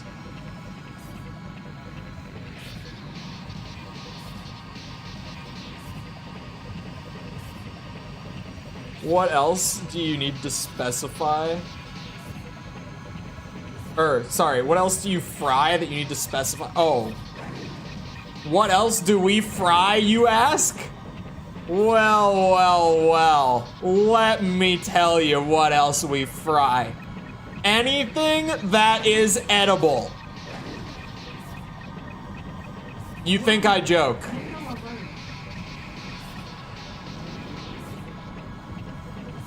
It's not a joke.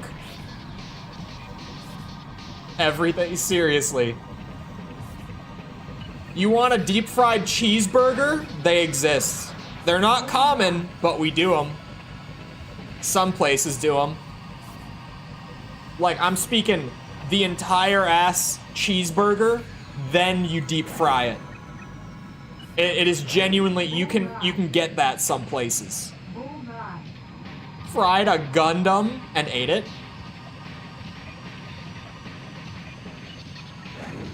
Plastic model kit, amazing. I think it would be delicious, personally. As long as there's no lettuce on it, no. Okay, lettuce on a burger is great. There should be lettuce on a burger, in my opinion. However, some burgers take it a step too far. In my opinion, household burger that is the worst offender, the Big Mac from McDonald's has so much goddamn lettuce on it for no reason. It's awful. Why is there so much lettuce on that burger? Who decided to put that much lettuce on that burger? Deep fried ice cream only in America. That's actually not an American thing. For the record, fried ice cream, you can get it here, but it's not a thing that originates here. Fried ice cream, that one's not on us. It's amazing, by the way, if you've never had it. But we did not create the fried ice cream. That wasn't our idea. We stole that one. For the record. Bigger burgers should be wider, not taller. That is also true. No one wants a taller burger. Because it gets too tall and it's so hard to eat. Deep fried Baconator. Baconators go very hard. I am a big Baconator fan. You can fry ice cream now, ice cream. Dude, it's so good too. It's a Mexican thing. It comes from Mexico, fried ice cream. And if I ever go to like a good Mexican place, because I'm a snob with my Mexican food, by the way, if you don't know this lore, I love Mexican food, but it has to like actually be Mexican food. Tex-Mex just pisses me off. Like American Mexican food, I hate it. It's not that I hate it on its own merit, but knowing how real Mexican food tastes and then having like Tex-Mex, like bullshit American Mexican food, it's so wrong. I can't do it. I hate shitty ass, unless it's Taco Bell. Taco Bell is an exception because that shit is made in a lab to be perfectly delicious for as cheap as possible to the American palate. That is like the one exception. Taco Bell goes way too hard. But I generally am a big snob with my Mexican food, admittedly. How bad does it feel going from 4 to 3? Honestly, I've been holding my tongue, but it's rough. It is rough to go from the controls of AC4 back to 3. It really is. I've had some ball and Tex-Mex. It's not the same, man. It's not right. It's not right. But if I'm ever at one of those like really good Mexican places, like when I know the spots where I live, like I know the spots here now. When I was in Orlando, I really knew the spots and there was some amazing Mexican down there. If they do fried ice cream, it's so hard for me to not order it as like a dessert. Because it's so good. It's really good. They like flash fry it, right? Which if you don't know is literally like they take it and it's got the stuff on it to fry, like the coating, right? And instead of like leaving it in the fryer, they literally like they dunk it in, pull it out. They flash fry it so that the ice cream actually stays like cold and solid in the middle. But it's got like a fried coating around it and it's, oh, And it's amazing, like the coating is warm, but the ice cream is still cold. It's incredible. It's great. Fried ice cream kicks so much ass. It's wild.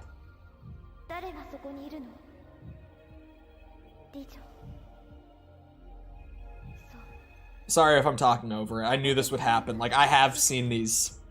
So I knew that I would end up talking over them. Even though I said I wouldn't.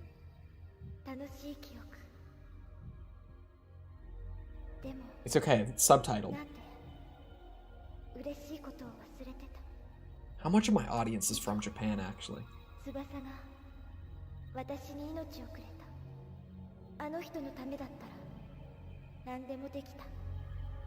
That's a great question. That's low. That's lower than I would have thought. Only 0.3% of my audience can actually understand them anyway.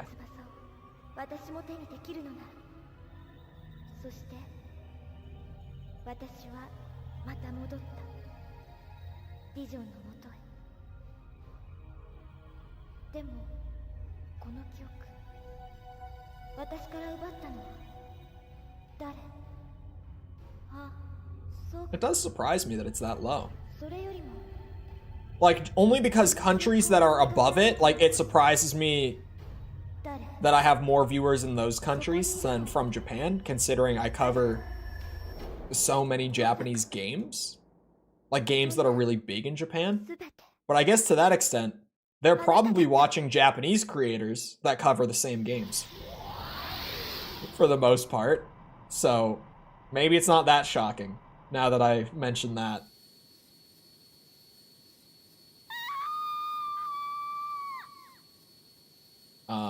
Shout out to the surprisingly high, and I had no idea, amount of viewers from Indonesia on my channel. I had no clue there would be so many of you, and you probably would have assumed the same. But know that there's a lot of you.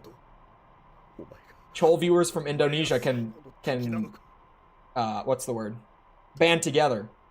That's what I'm looking for.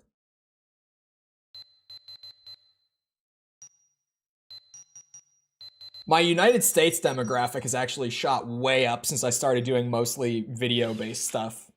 I say mostly, I still stream the same amount, but since I started emphasizing videos so much, my US-based viewership has shot up a good bit. It's almost 50% now. It's like 47% United States, which it was not that high before.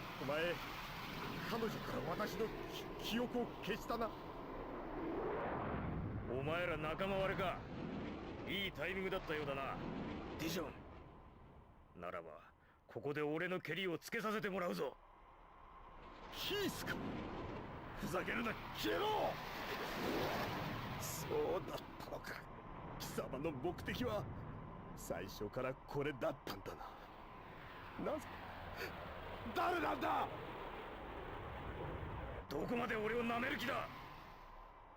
I love how Dizian feels betrayed by Keith somehow in this situation. Warning.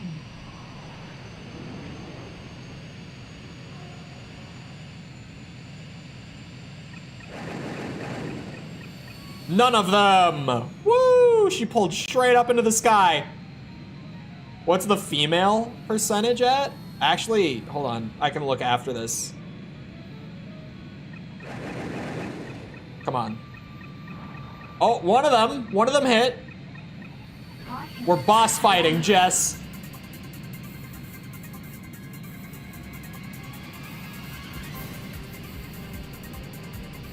Crazy bitch needs to get shot down. She's fully gone crazy. I think that was 2. It might have just been 1, but it looked like it was 2.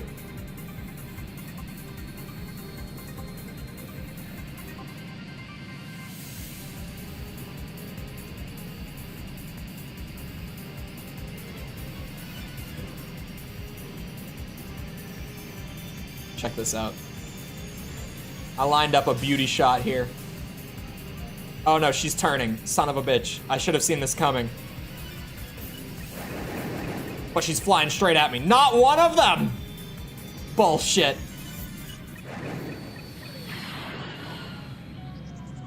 Come here, Reyna. I'm not stalling. Oh god, she's gonna hit me with the laser.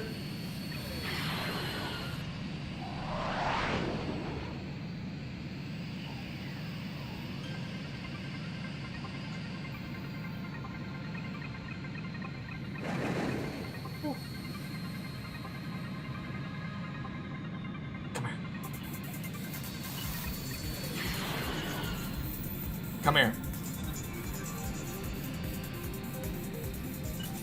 Why are you so evasive? That's one. I'll take one. If that's all you're willing to give, I will not complain. One at a time will get us there eventually. Oh! What a flurry! 私誰なの？助けて。私昔。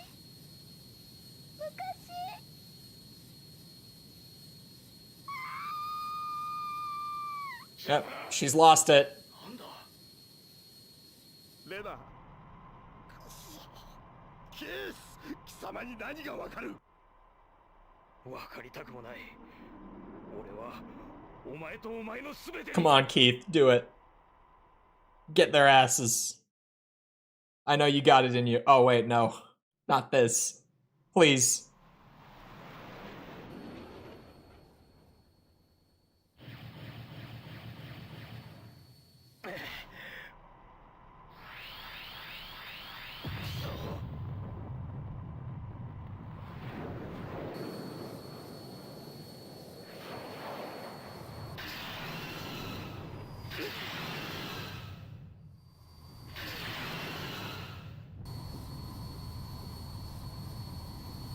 He's fine. He's doing just fine. So far. 笑えるじゃねえか。全く俺らしいな。おい、聞こえてるか、相棒。ビジョンの始末はお前に託す。俺を狙え。今ならこの化け物にロックオンできるはずだ。早くしやがれ。 I can't, Keith. I can't do it. How could you ask me to shoot at you? I could never, ever. I definitely didn't just do it. Goodbye, Keith. See ya. Oh, my weapons got turned off. Oh, there we go. Ow. They've decided to turn on me. They all were so happy to just sit around and do nothing up to this point.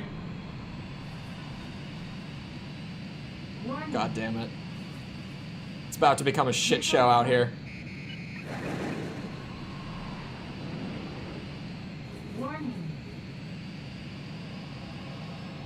Just one at a time.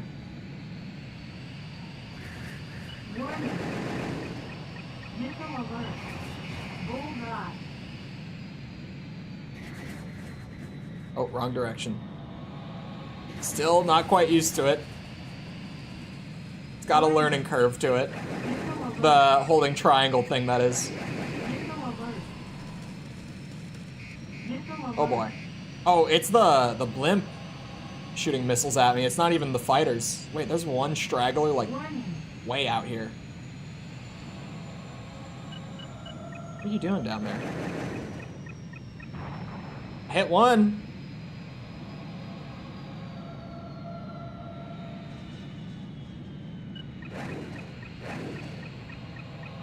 There we go. Come on down.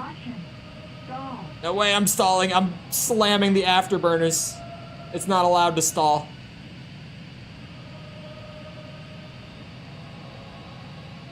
I got this. 67% damage and a dream. One missile will kill me.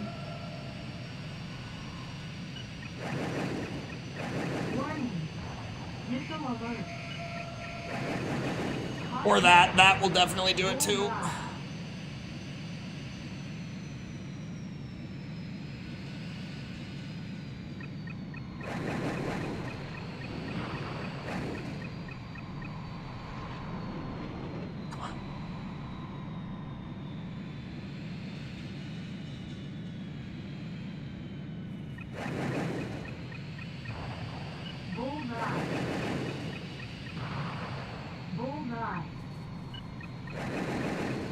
Fly into him, come on.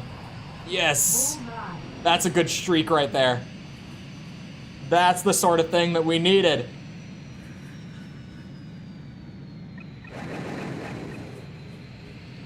Ah, shit. I still got 80 missiles left. I can be spamming them pretty hard.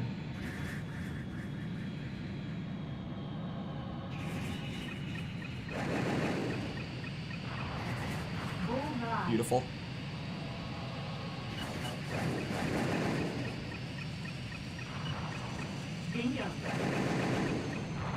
Beautiful.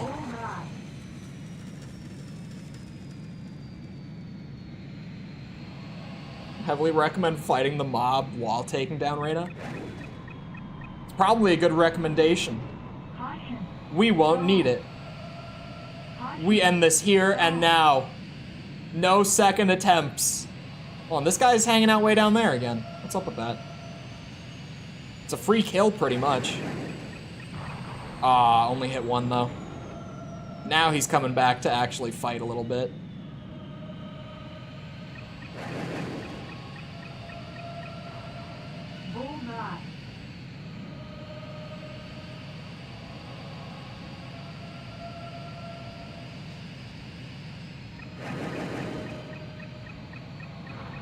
Oh, come on.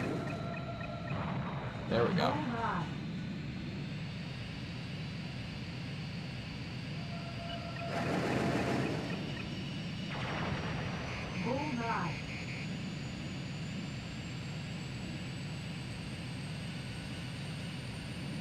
In the GR Oro route, definitely had BS missiles happen to me in this game. This absolutely feels like the easiest route in the end game. At least from the 3 that I've played so far.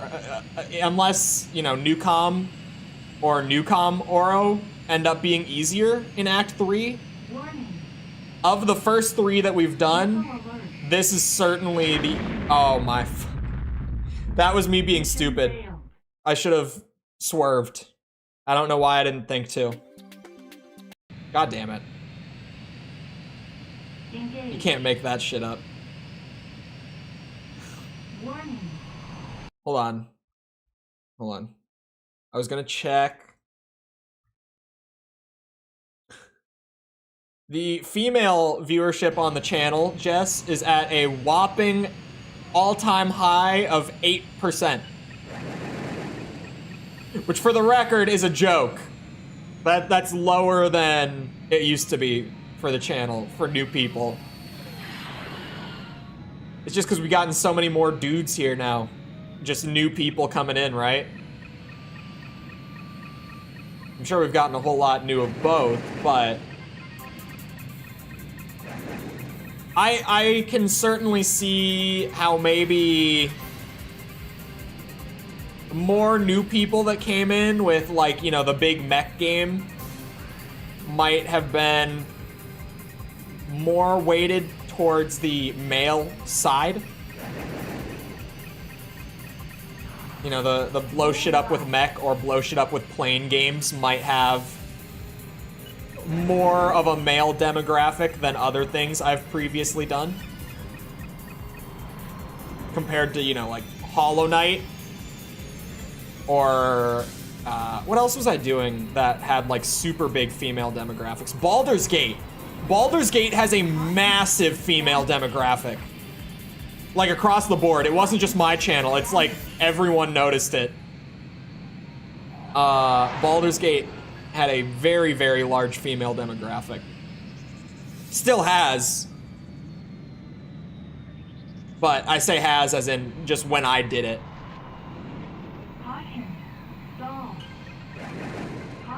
Someday I'll finish Baldur's Gate. So good. So long, but so good. Opinion on this OST? It's good. It's too short. Like, only half of it really bangs. And it's so short that it loops into the build-up after only actually banging for about as long as it took to get there. You know what I mean? You know how some things outstay their welcome? This one understays. It leaves too soon. Oh god.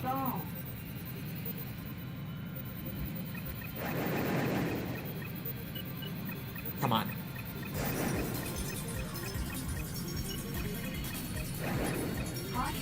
Come on. I'm not stalling. I'm slamming the afterburners. How am I only moving at like 20? That's crazy. I've never seen it that low. I've never seen it that low. We really went down to like 20 units per second. That was crazy. Oh, good string. I don't know who shot that. Thank God. I probably didn't need to shoot 6, but it worked. Yeah, I don't need to deal with like the entire group of fighters here. But I can definitely pick off a good handful or so. It makes things easier even just to take out as many as I have so far. Like, I could shoot Reyna down now and it would already be so much easier than it was the first time.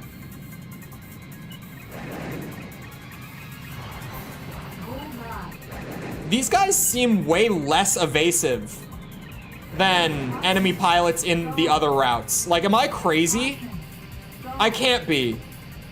Because Lego also said that he's never had any, like, missile tracking problems on this route specifically. Which is maybe also why I didn't notice it when I played for the review. Did you check? I had to read a story. I did. It was 8% now. We're at 8% as of the last month. Which, to be fair, 8% for a gaming channel is still higher than it typically is. It's probably the beard, right? It's gotta be. But it's definitely lower than the 19% that there once was. Maybe that's the beard. Definitely not the mechs. I genuinely said it was the mechs. I was like, it might just be that with such a large influx of new people coming in for the big blow things up as mech and plane games, that maybe those communities have less women than some other gaming communities do, like Hollow Knight does. I remember the Hollow Knight female demographic being super high.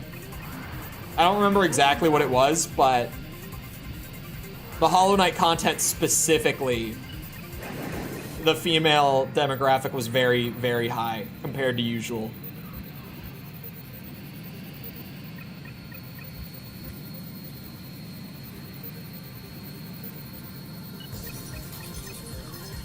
Come on now.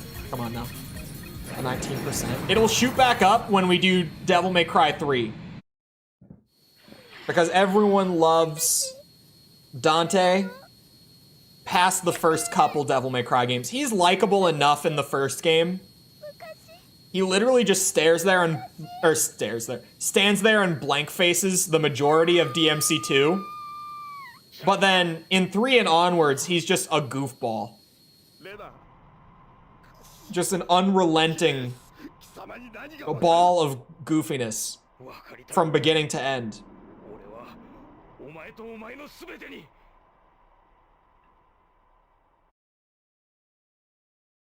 Like when he gets his new hat in the 5th game and he does a Michael Jackson dance for like 30 seconds straight. Shit like that. Composer of this song also did songs for X2 Joint Assault. What's X2 Joint Assault? Wait. Joint Assault. Hold on. I've seen this come up in comments before, and every time that I see someone mention Joint Assault, I'm like, what's Joint Assault? And then I always have to go and look. Yeah, it was one of the PSP games, but it's the one that people don't bring up as much. I always, every time it comes up, I'm like, what one is that again? The 30-second dance sequence. He starts doing goofy shit in 3. The next DMC stream will be Goofball Dante for the most part. I have 2 missions left of DMC 1 hard mode, and then I'm doing DMC 3 on normal. Like, I'm starting up that game.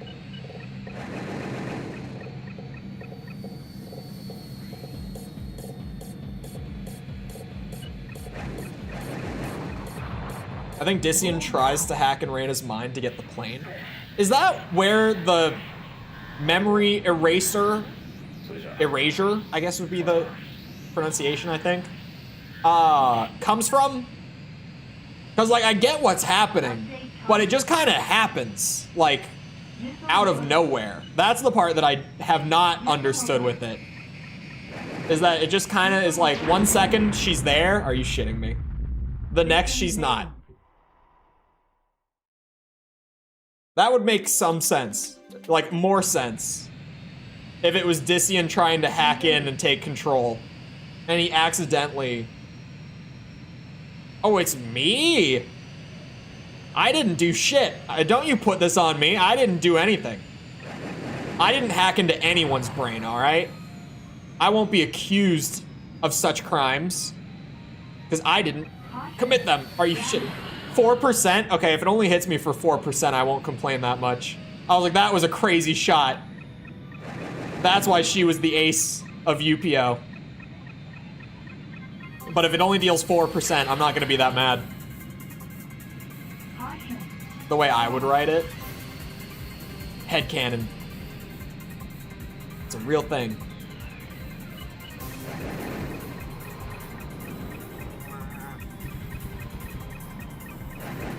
You can't tell me my headcanon is wrong. It's canon in my head. You can't change that. I didn't hack anyone's brain.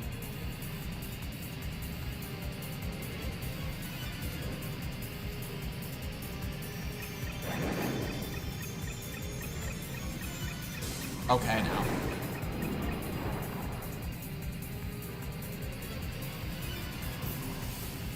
Don't hit me. It hit me a little bit. 3%, but it adds up over time. At least this mission, like, even though I've been shot down twice, you notice how I'm not, like, sitting here baby raging at this mission because it doesn't feel like bullshit? Totally not firing shots at the other story paths on hard mode whatsoever. But, like, have you noticed the lack of baby rage in the third act of this path? Swirly planes aren't helping? What? You mean all these maneuvers don't help with your headache? And that's crazy talk. I don't know how it doesn't. I can't even begin to understand how. I think this would soothe it, if anything. We'll see you around, Jess. This is the game that I play when I have a headache. It makes it better.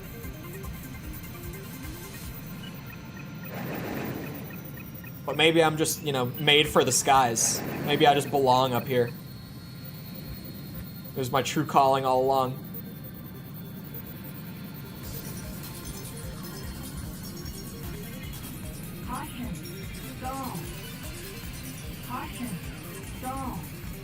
Oh, you guys want to know one of my big whoops moments for the week? A little bit ago, like a few weeks ago, I turned down a sponsor that emailed me and was like, hey, would you be interested in doing some coverage? It wasn't really a sponsor, kind of a sponsor, of our new game that's coming out soon. And I looked at it and I was like, you know, game doesn't look that bad, but like,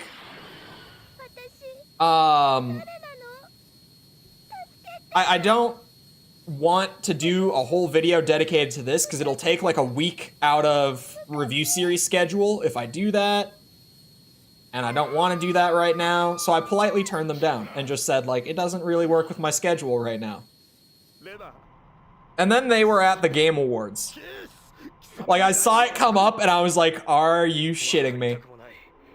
And the chat was pretty receptive to this game. Well, as receptive as the Game Awards live chat can be to any game. And I was like, well,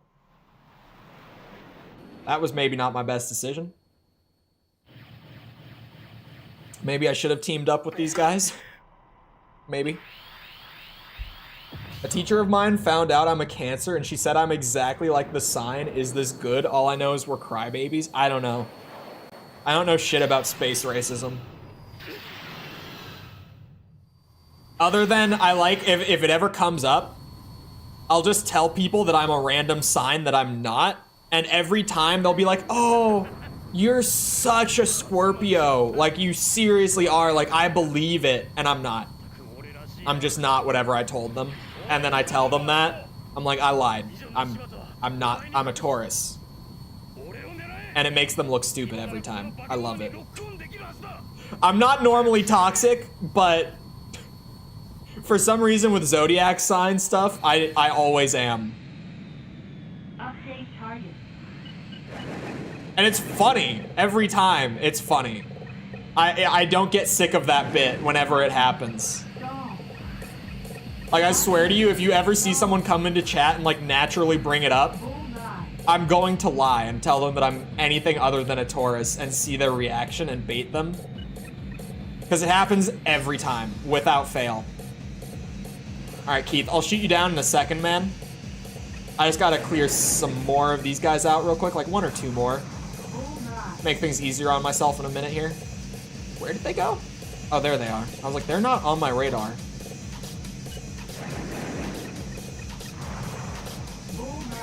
You're such a Taurus. I lied again. I'm kidding.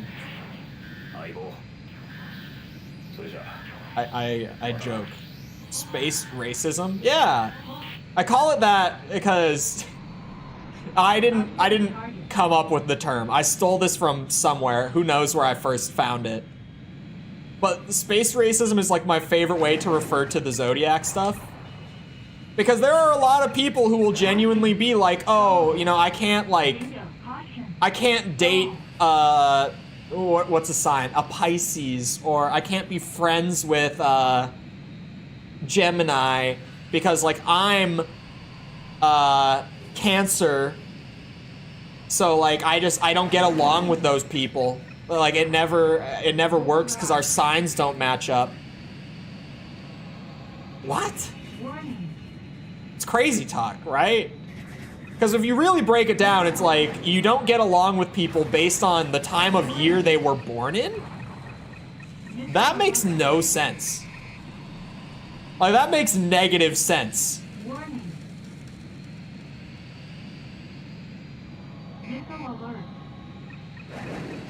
I can't be the only one. I can't be. I picked up space racism from somewhere, so I know someone else feels the same way. I don't remember where I picked it up. It was probably like some random thing on Twitter that I just saw, like some random call it that, and I was like, oh my god, that's funny.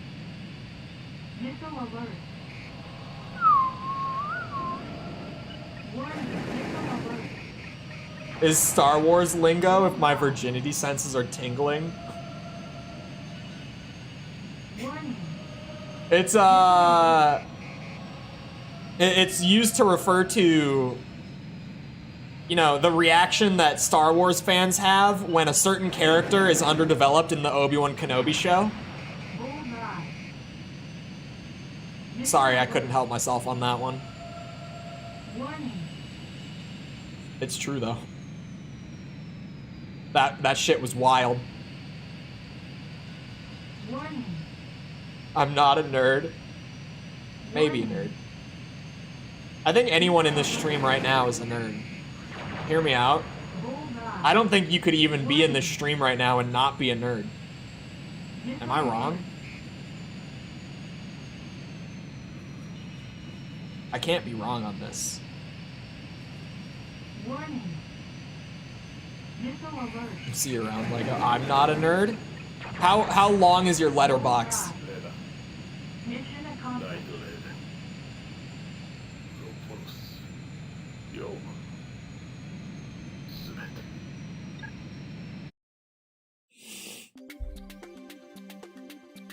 You collect DVDs. I don't read books. I play football and wear jerseys. Yep, that's me. I do have a Buccaneers jersey for when I need to blend in. You know, when I need to be a stealth nerd. I have one. I do genuinely. I'm a Buccaneers fan. I am. That's not purely for the stealth, but I do have a jersey in the event that I need it. Like, who knows? Maybe I want to sneak into like a frat party. It would be so uncharacteristic of me, but maybe someday. And when I need to do that, I have a Buccaneers jersey. They'll never see me. That I'll just, it's like camouflage in that setting, right? They don't even notice you're there if you have a football jersey on. You're practically invisible. I don't know how I got an A. Don't let him tell you any other reason. No, it's for that very real scenario in which I want to sneak into a college party. Not that you really need to sneak in. There's always so many people there that no one will notice you anyway, but... Engage.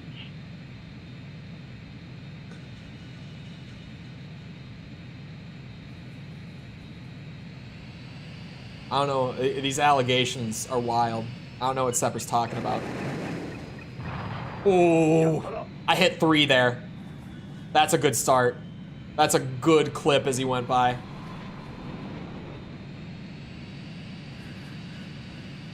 Warning. Missile alert. No, that missile tracking is insane though. Like, even that it curved as much as it did to try to hit me there, that was wild. Because mine, just look at that, they didn't do it. Caution. That was some crazy missile tracking from Dissian. Get off my tail. Get off of me.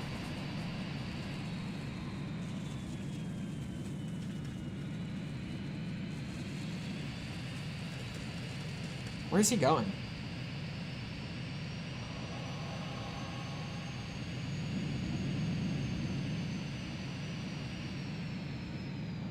Alright, check this shit out. Not a single hit. Warning. How am I getting a lock warning? He's flying in the opposite direction. Like, he's flying away from me. How is he locking on? Caution. Stall. I stall at 400 now. Warning. Missile alert. Missile alert. Caution. Oh my god.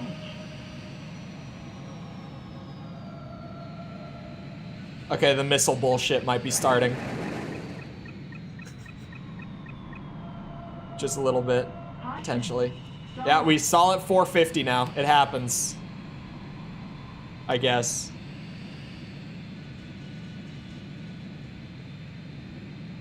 Warning. Until he moved because he got kicked out of his apartment in 2020. I didn't have an apartment. Actually, I got my first apartment in late 2020. I didn't have an apartment in 2020 for the most part.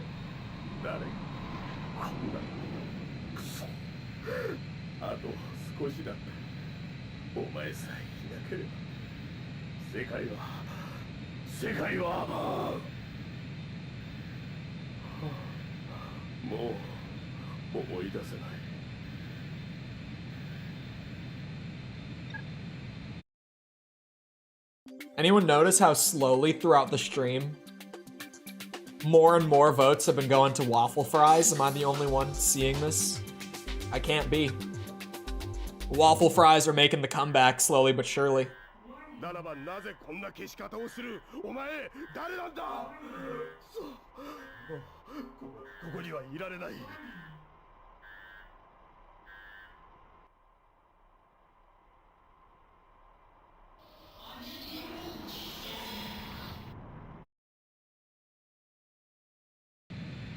Someone needs to explain to me the lore of how this happens.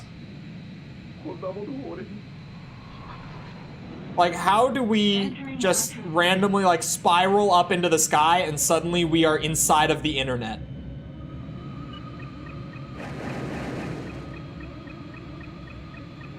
Oh my god. If you... I forgot how terrible this is. If you have sensitive eyes, photosensitivity, whatever, you do not want to look at the screen right now. Trust me. Trust me. Damage. Warning.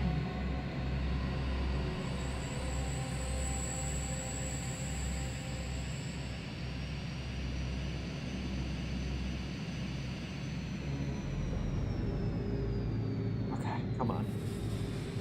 We got this. Oh shit.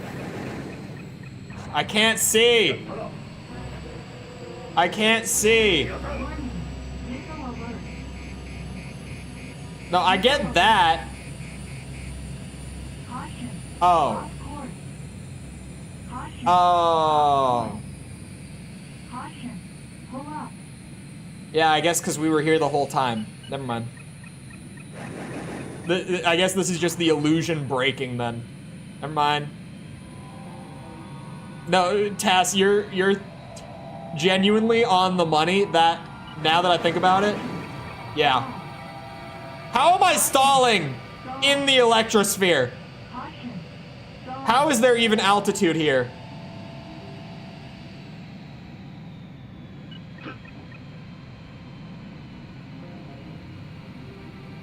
Caution. Oh my god, it's happening again.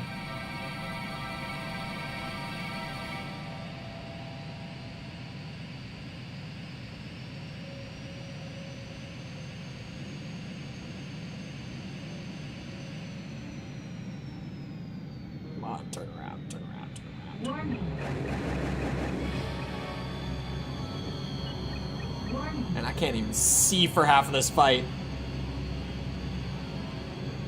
What happens if you fly into the ground here? Should we test? Should I fly to 0 altitude and see if there is a floor? Because we're up at 10K right now. Is there a floor? I'm so tempted to test it. I need to know where is down. That is up. That is still... Missile alert. Oh, here we go. Missile alert. We're flying down. Caution. Off course. Caution. Oh, we're in the negatives. Oh, and mission failed.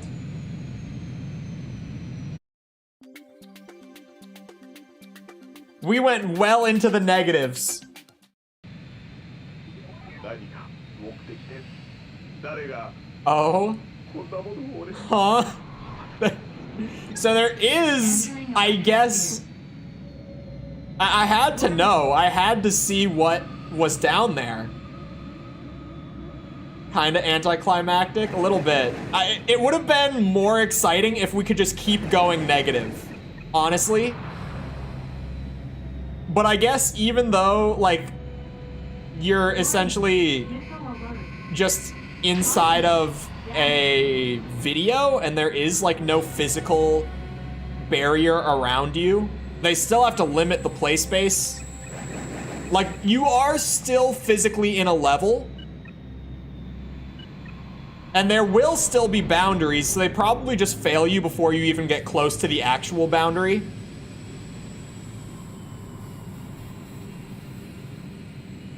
Randomly exploded like invisible ground. That's what I was expecting to happen. Oh, did I just kill him in one burst? Accomplished. I'll take it. I won't complain. I just hit like 5 of the 6 and I won. You know, we take a win like that. We really do. そうか I never heard about flying the web. サイモンだったのか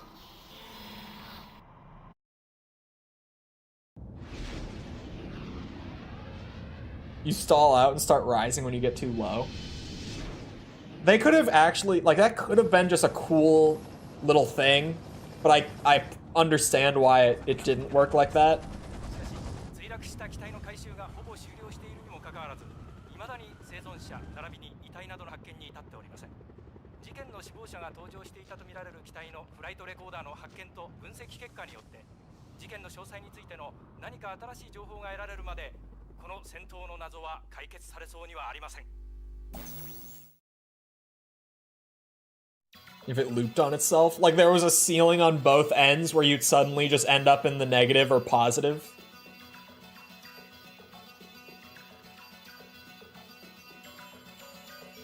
That was hands down the easiest story path, just purely difficulty-wise, so far. Which is weird, because I still feel like the UPO path would be like your basic path, like what you're kind of intended to do the first time. But man, that is like by a wide margin the easiest story path that I've done so far. So weird that that's the case. UPO's easier? Not at all, in my opinion. Because, like, it's not even just I didn't know the game when I was doing UPO. Like, I had played the game before. My skill, specifically in 3, hasn't really improved. It really hasn't. I feel very limited by the control scheme still. I still haven't figured out how to dodge missiles late game. By the control scheme, I mean like the way that the actual controls function, not the control scheme. That was the wrong way to put it. The way that your plane responds to your inputs, I feel limited by still. Especially having played 4 for the last week and now playing this again, it's like, oh my god, these controls feel worse than ever. Like, coming off of playing 2, when I was doing the reviews back-to-back, it didn't feel good. Like, it was noticeable, right? But it's so much more noticeable coming off of 4 and going back to it. Was tailing me the whole time and shooting at me? Oh, was it because he was trying to shoot Reyna?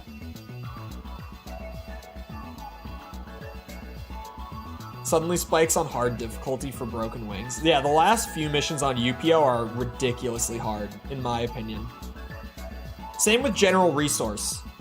Like, both of those endings had missions that I was like, this is terrible. Like, this is just a bullshit mission, difficulty-wise, I mean. This one didn't have that. This one felt pretty good. It felt like a slow ramp. Like, it got tricky near the end. But it definitely didn't feel like bullshit. The first 2 paths had missions that felt like bullshit.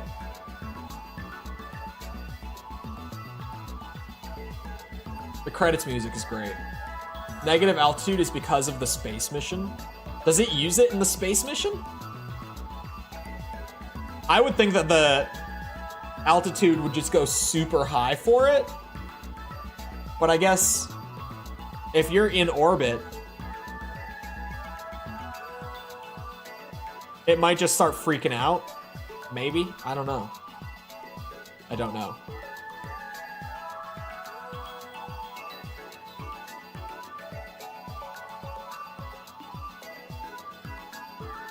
Why do I have this wiki page up? I don't remember. I must have opened that ages ago. Old school Namco. Pre-Bamco. Meant Dissian? Maybe? It could have been Keith. Like, I know that Keith is friendly, but it's possible that if you were, like, trying to circle around the same way that Keith was, he could just end up behind you and might hit you with, like, stray shots or something.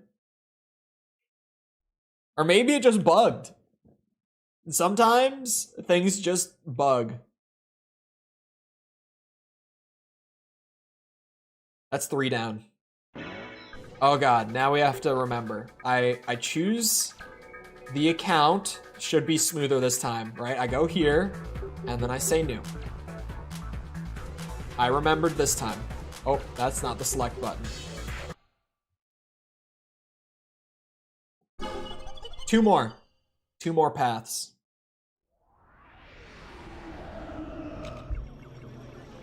And there's gonna be a lot of opening stuff here that I'm not skipping. It gives me a minute to catch up on comments on the AC4 video.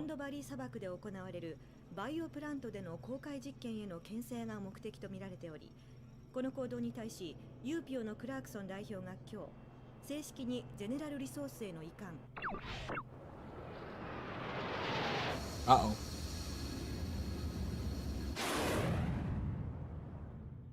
Power for life. Newcom. I have officially seen a negative opinion of 6. Noted.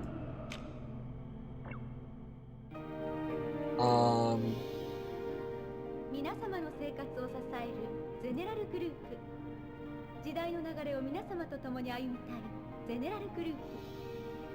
未来の環境を皆様と考え作り出すゼネラルグループ。今日も誰かと、明日はきっとあなたと。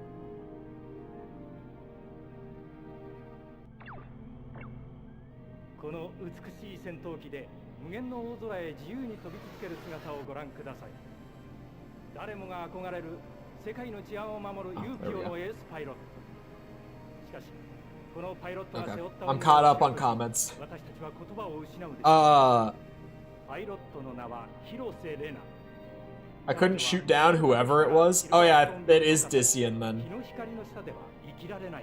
It's wild that they have him there, like, able to shoot at you if you can't shoot back, right? Like, they could have just had him not be there for the Reina fight. He could have been off doing something. Surely. Whatever that something might be.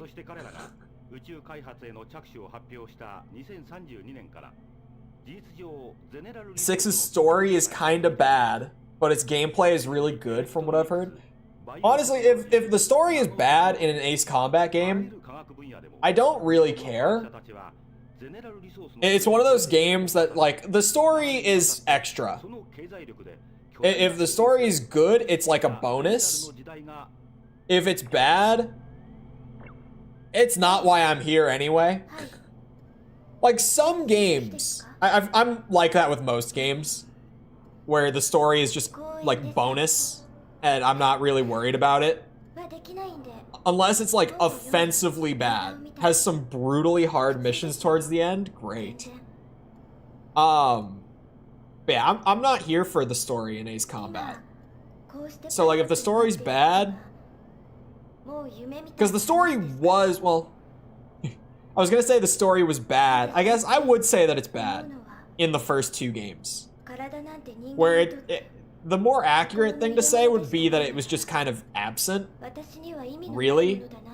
But the fact that they open by giving you a lot of story and then, like, it just is gone for the rest of the game, I guess you could say that it's bad in that regard. Like, it opens and it kind of, like, promises a story, but then there's not really a story. But because foundationally Ace Combat stories aren't important, like, from the beginning, I mean, I'm not saying in every game, covering my bases here, I'm not saying in every game, but because, like, they started out not being important, like, my framework for the franchise is, like, story is a bonus. It's not what I'm focused on. Some games, the story is much more critical. Like, what's it called? Why can I not think of it? Red Dead Redemption. Where if that gameplay was there, and the story was not as good as it was, I would not have that positive of an opinion about the Red Dead Redemption games. the story is like half of those games. Communication interrupted. But with Ace Combat, it's like Emergency broadcast. the story is maybe 10% of the game for me. It makes up a portion of how much or how I regard the game. But other than that, like I don't really care that much. この事態を受け、ユーピオのクラークソン代表は先ほ Hold ど on. 緊急会見を開き、治安維持部隊の現地への緊急派遣を発表。 The opening to 6 features the player character for the cutscenes, or sorry, POV character for the cutscenes, wishing upon a star during an asteroid disaster that's literally killing millions while she's watching it. That sounds like something.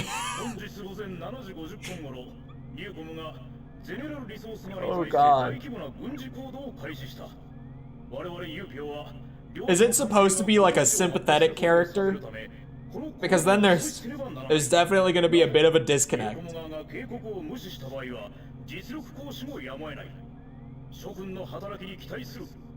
Yes? Oh god. 10% of the game being the story is a good thing? I agree. Generally, my scale for games takes story into account very little. Where it's essentially like, when it comes to my scale, I do not have like a set scale. But generally, like my scale is very much framed by just how I look at games. So for me, it's like, if the story is not really there, or if it's just like a boring story that's like on the side or something like that, it genuinely will not raise or lower the score whatsoever. If the story is very much like an active focus and it's boring or bad, then it will affect it negatively. But if it's like absent, like with the first and second game, like the story didn't affect my scores of those whatsoever. Because I just kind of, like, it wasn't even there. How could it hurt the game if it was barely even present? Like, it's there to give you context and nothing else. It didn't bring it down at all. If it's a story like the DMC reboot, where it's just actively bad and present throughout the entire thing, it will bring it down. But if it's like Force Story, maybe added like a tiny bit, right? Because Force Story is there, it's present, it's solid.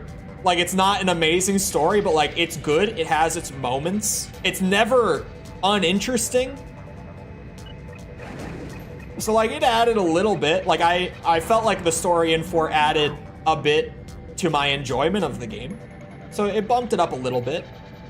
But like with AC2, especially, like that score is not affected by its story at all. Because the story is just really not there. And that's fine. I'm not there for the story anyway. If the game is just like, yeah, you're here to fly a plane, not get caught up in a story, I'm like, okay, I'm here to fly a plane. Shit, I'll do that. I can do that.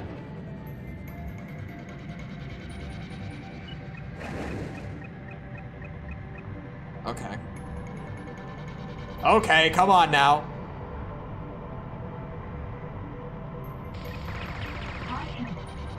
Don't stall me. I need to go this slow to kill him.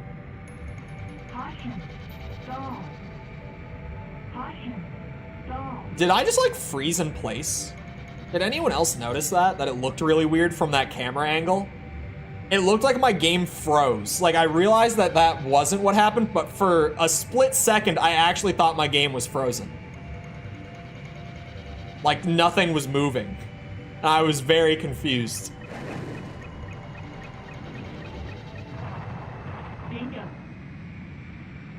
The music stopped. There it is.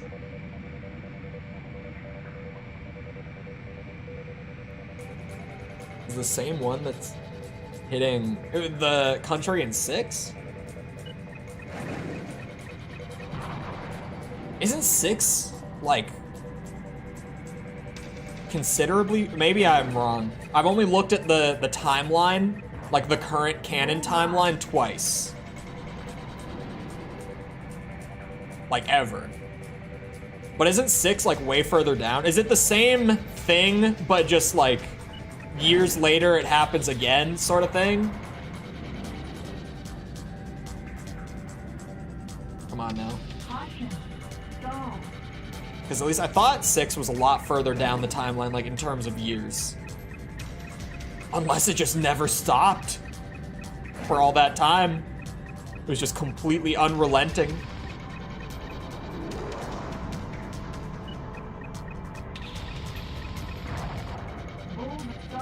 But at that time, it wouldn't be much of a disaster, would it?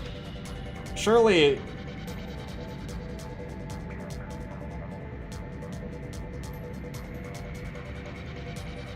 It was retconned that the asteroid fragments hit another continent?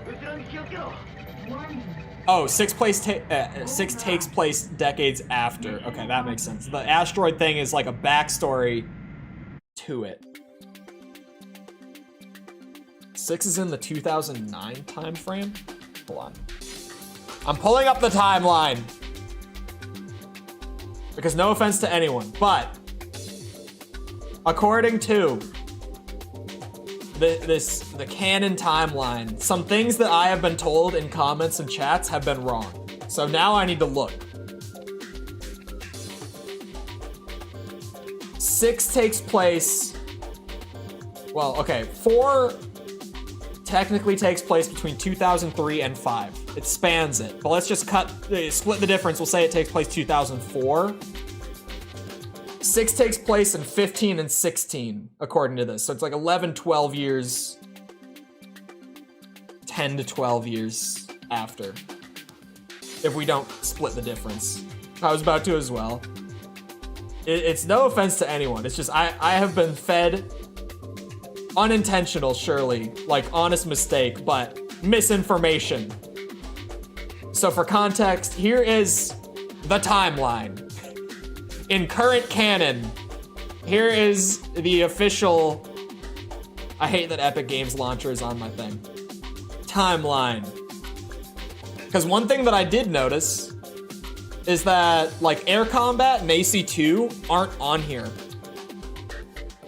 Like they are technically in current canon, not actually in Strange Reel.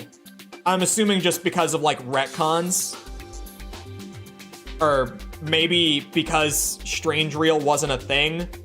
Well, 3 is in it. I was gonna say because it wasn't a thing until 4, maybe they were just like, eh, whatever, but 3 is still canon there. The war in 7 is called the Lighthouse War. Hold on. Here. Ace Combat 7 plot. I'm pulling it up. Let me see. I'm control effing. I got you. Hold on. It seems that you would be correct. Maybe it's a little whoopsie, you know? Maybe. That's a really odd mistake to have made, though. Is it a translation thing? Potentially? I'm sure, like, it probably wouldn't be in 2019. But I wonder if it is. Like, maybe in localization? The timeline is fan-made. Well, yeah, it's not an official image from... What's it? What is the dev team currently called? Project Aces, I think it was? What is the... I don't remember what their current name is. Do I think in the next Ace Combat game I can carry... I'm not sure if I necessarily understand. The next one... Like, relative to... Like, where I'm at in the series? Like, are we talking about 5 or are we talking about 8?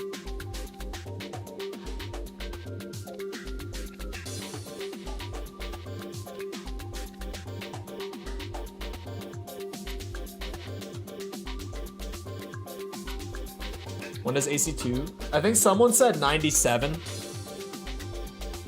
But this isn't like the Zelda timeline where Nintendo actually made an official image in like a guidebook. This is just putting together like what is the actual canon like from like developers or from like first-hand sources rather is the best way to put it. X is also 2019. Hold on. I got this. X is in 2020. God bless the wiki, the Acepedia.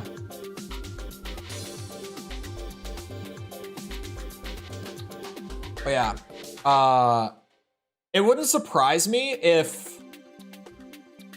like X, I mean, at least here, isn't considered canon, because even if it was an Ace Combat game, it was a spin-off, right? It's not like a mainline numbered game. So they might, through this, just straight up be like, if it's not numbered, it's not canon. Or if it's 1 or 2, I guess, it's not canon. Leaves out games. They might not be canon. Especially with something like X. If it takes place after 7, but, I mean, maybe it has some stuff that feeds into 3. But unless it has stuff that feeds into 3, then it's entirely possible that it's not canon because it wouldn't have an effect on anything else before it. Takes place in Strange Reel. Well, so do 1 and 2, like going back, because like named locations in the first 2 games appear in canon games. But if it's not affecting games outside of itself, then it very well might not be canon. Where like, I'm trying to think, Armored Core doesn't have a good example because it's only 2 non-canon games, don't affect anything. X has prototypes of 3's aircraft, maybe then. The history section of Strange Reel. Hold on. Yeah, YouTube will bonk you for a link. Where is it? Where do I find this?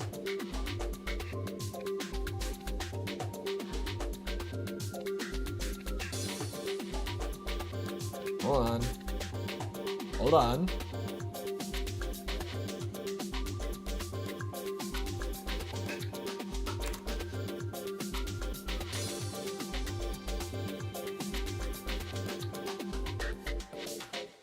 Oh my god. The lore on the wiki, the lore page, is crazy. Strange Reel, history, hold on. Lore, continuities, Strange Reel, history. It does have X on it. And XI? Is that how people refer to that game when they talk about it? Just for context? It's so strange then. Because it's the same place that they compiled that image, but they do, like, on the history, when they list the historic events, they do list, oh, and they list AC 1 and 2 on here as well. I'm confused. Why would you not include that in the image? Maybe the image, oh, okay. The image says on it, it says condensed timeline. It is a shortened timeline of just the numbered games that are like really important. Okay, got it. It literally says condensed on it. I'm just dumb.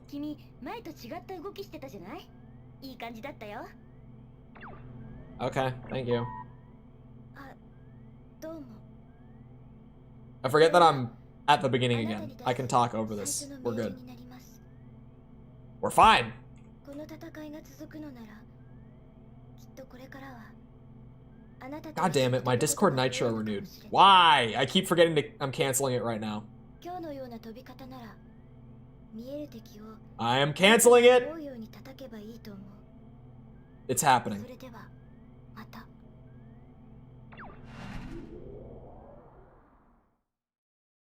Goddamn Discord Nitro. I spend $60 a year on Discord. I don't... It's free. This is like the dumbest thing that I keep forgetting to cancel.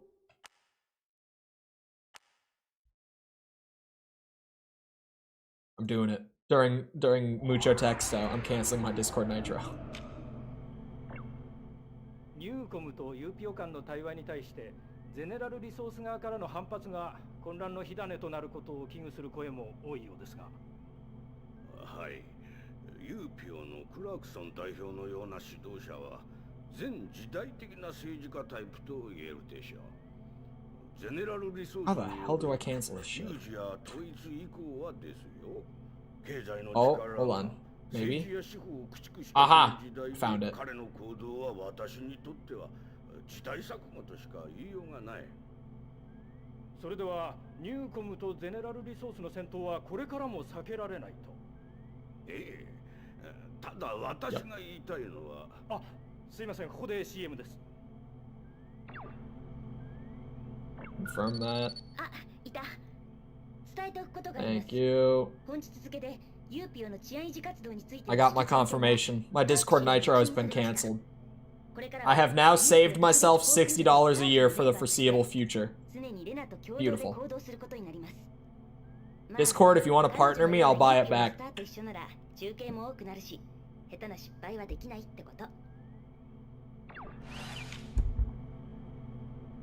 Northern... What the hell is Northern Wings?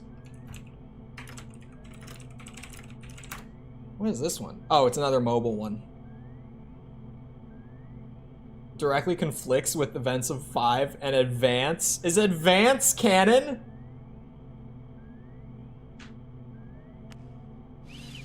No way. Advance is canon. The Game Boy game is canon, everyone. Just so we're all on the same page, it's canon. That means all of you better have played it. Otherwise, you're not a real Ace Combat fan. Because it's canon.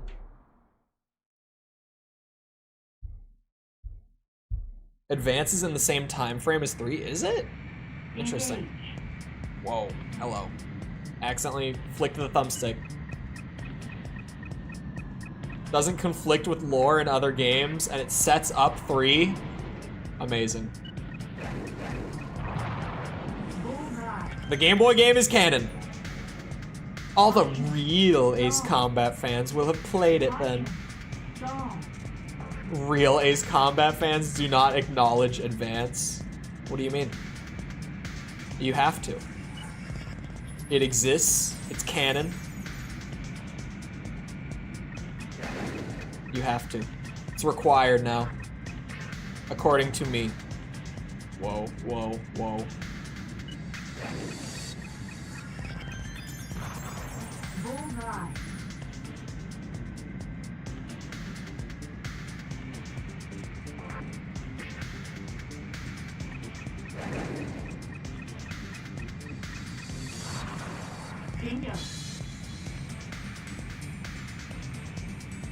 Holy machine gun.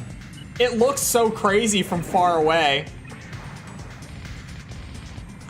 It's amazing. My covering Advance, I plan on covering Advance. I currently plan on doing Advance for the reviews.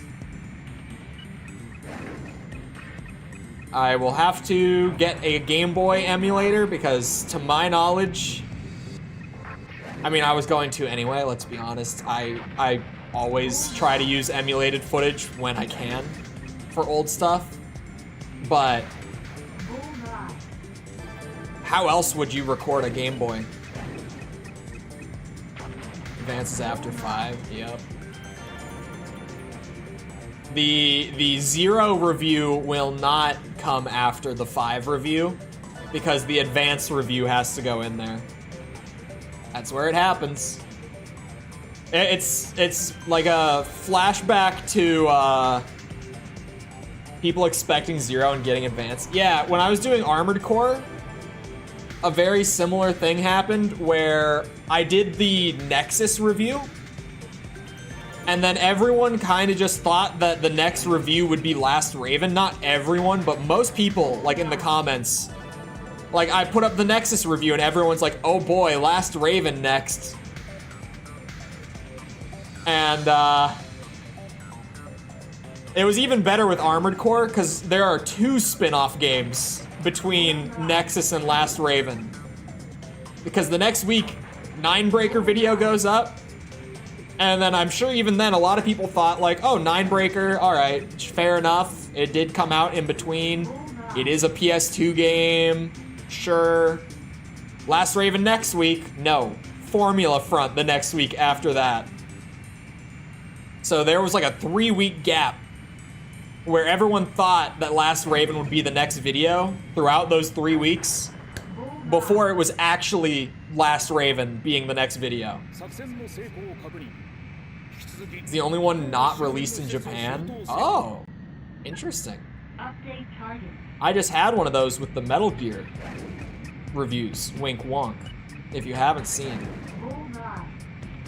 Snake's Revenge is certainly a game. Certainly a game. Spoiler alert, just because for some people this adds intrigue, and you know, I gotta sell the video to everyone if I can. It is one of, not the, but one of the lowest review scores I have ever given out. It's down there. It's almost the lowest review score I've ever given out. It's pretty close.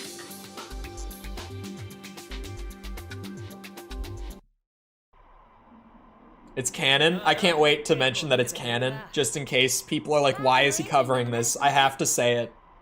I have to specifically point out that it is a canon game, because it's crazy to me that it is. Most, like, Game Boy spin-offs in game franchises aren't canon. Like, little handheld spin-offs are almost never canon in franchises like this. So I probably would have pointed it out anyway, but because it is, it's very funny. Unfortunately, Snake's Revenge is not canon. I wasn't able to say it with that, just to stir the pot. The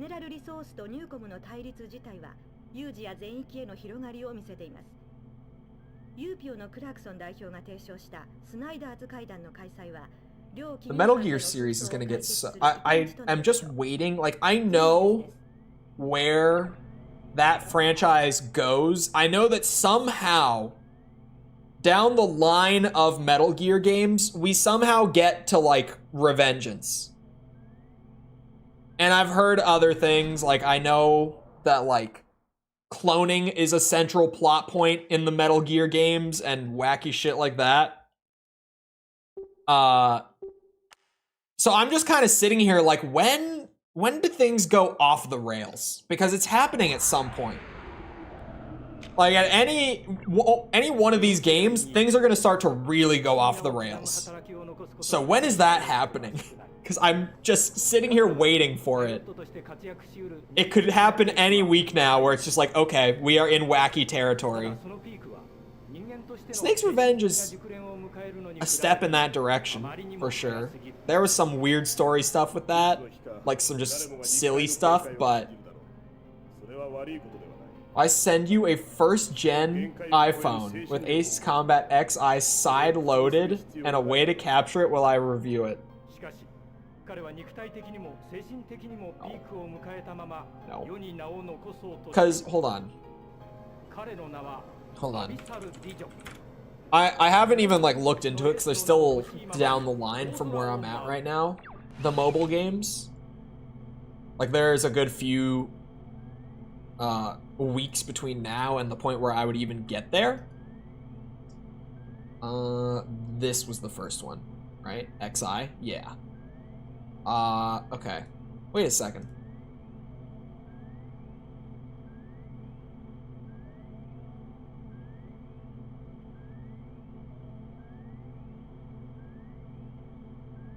I'm seeing one screenshot, and I think I might have actually played this when I was a kid. 2009? Oh, wait a second. It looks weirdly familiar. I just saw a screenshot of it. There's a chance. I played a lot of random games on... Oh boy. Okay, anyway. Hold on.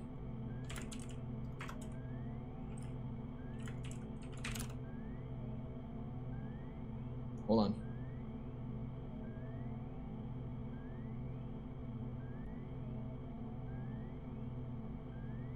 I am looking into on the spot if there is a possible way to play it without having like a phone that already has it on there.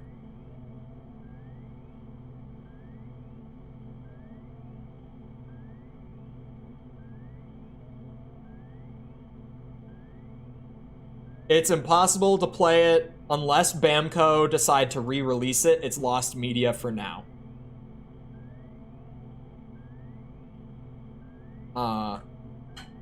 Shit.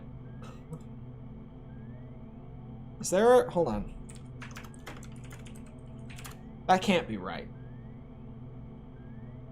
You can't tell me there's no way to... Was it a free-to-play game? Hold on. Does anyone know the answer to that?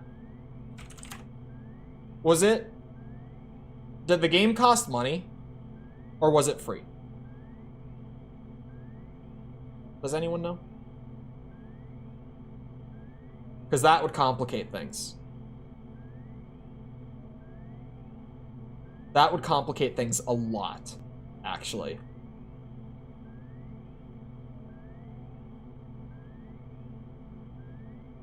I don't know.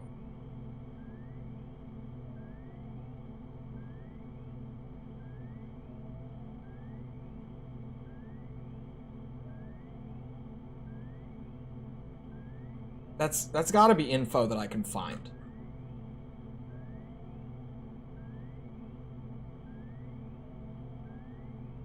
It cost money. It cost $3.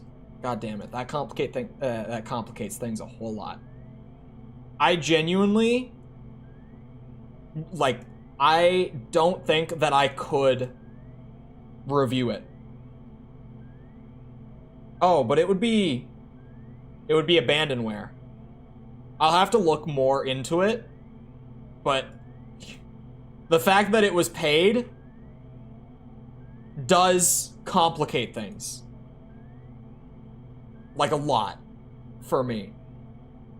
Because emulation is legal, right? Contrary to what a lot of people think, emulation is legal. What is not legal is piracy. So if there is any possible way to pay for it, I have to find out about it. Because otherwise, if I upload a video to the internet being like, hey, I played this game, and everyone knows that I pirated it, I get in trouble. That doesn't end well. I am very careful and very purposeful to not pirate when I do emulate for the channel, because that will get me in a royal shit show if I do. It is a massive, massive problem if I do, legally speaking, because it's not like in the event that it ever gets called out, it's not just like, oh, if you upload content that is emulated, everyone knows you pirated because you didn't. Like, you can absolutely emulate without pirating. I do it. I dump actual copies onto the emulators. I'm an ethical emulator. But piracy is funny. Yeah, but it costs you a lot of money if you get caught doing it. Pulled XI from the App Store. Yeah, I just have to like really dig before just being like, yep, it's abandonware.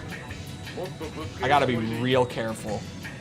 The Wii game, was there a Wii exclusive one or was it a port of a different game?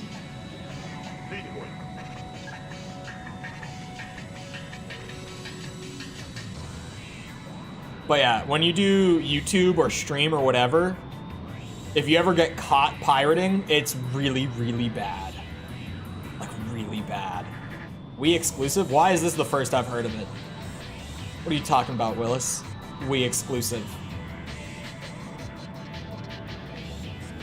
Yeah, TLDR, I'm very careful not to pirate for games that I do on the channel, because if I do, ouch.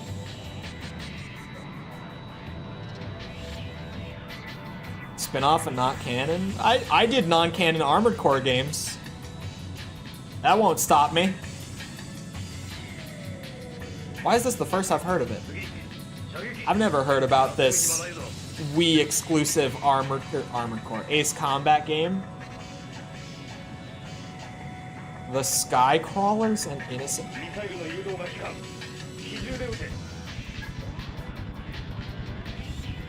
Is it an Ace Combat game? Or is it a game made by the same people that's not connected to the franchise? There's a difference.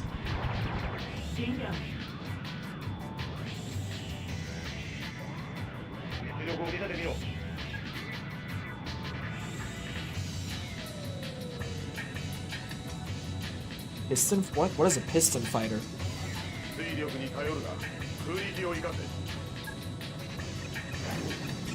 Don't tell me what to do, Dissian.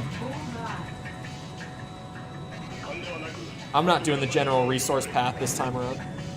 Depends on who you ask. Oh, World War II fighter. Piston fighter?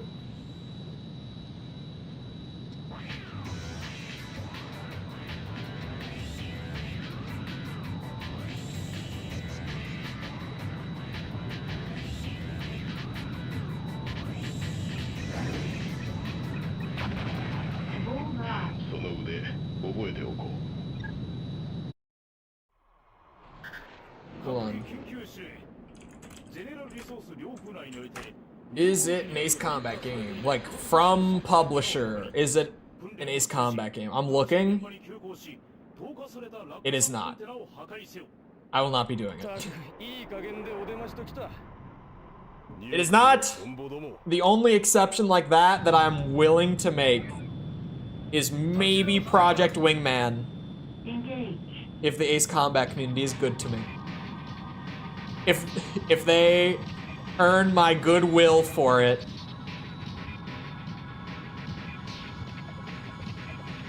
Propeller planes, I have heard. I have heard them referred to as that. This is the first I've heard piston planes, but I have heard propeller planes. I'm a World War II nerd, but I'm not a plane nerd yet. The conversion might be slowly happening, but we're not there yet.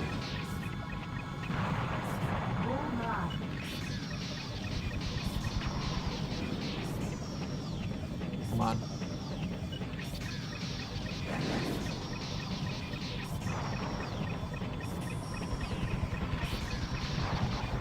Oh yeah. Circle around.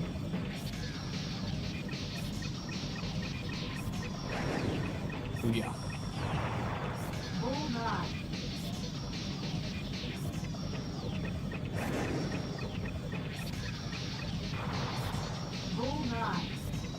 Now we just get these. Oh wait. That one that's high up, this is the close one to me. Okay, good to know. I thought it was gonna be the other way around.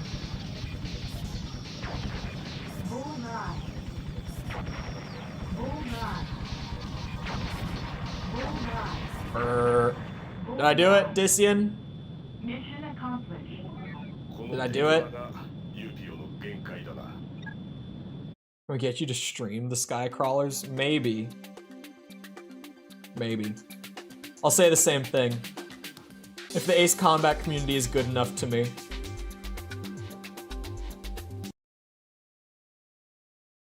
Like, if there was something... Oh, I guess there is something like that for Armored Core. Maybe someday. I was gonna say, if there was something like that with Armored Core, they probably would have earned it, and there is, like, Chrome Hounds. Which is a FromSoft-made mech game that they did, like, mixed in with their Armored Core games. Like, the same... Pretty much the same scenario with this apparent Wii game that Project Ace has made.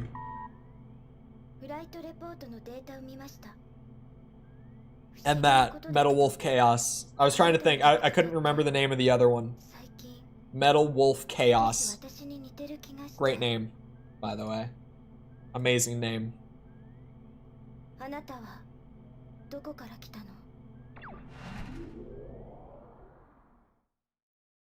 Save my progress. Thank you. Appreciate it. Oops, I accidentally said back.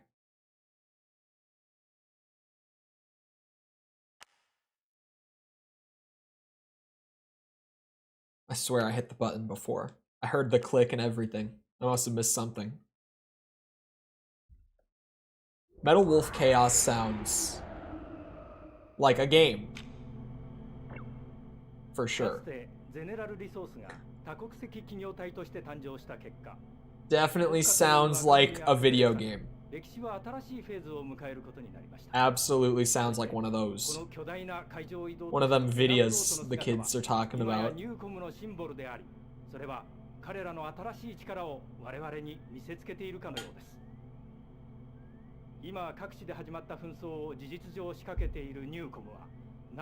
Oh man. I just remembered that I get to shave my beard tonight. I don't have to sleep with this thing on my face.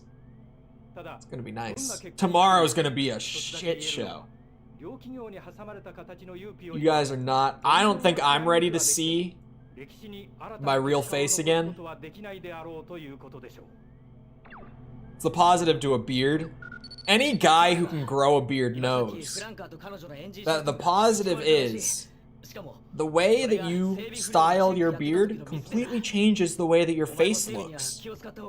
So you can kind of just change the way that your face looks if you can grow facial hair.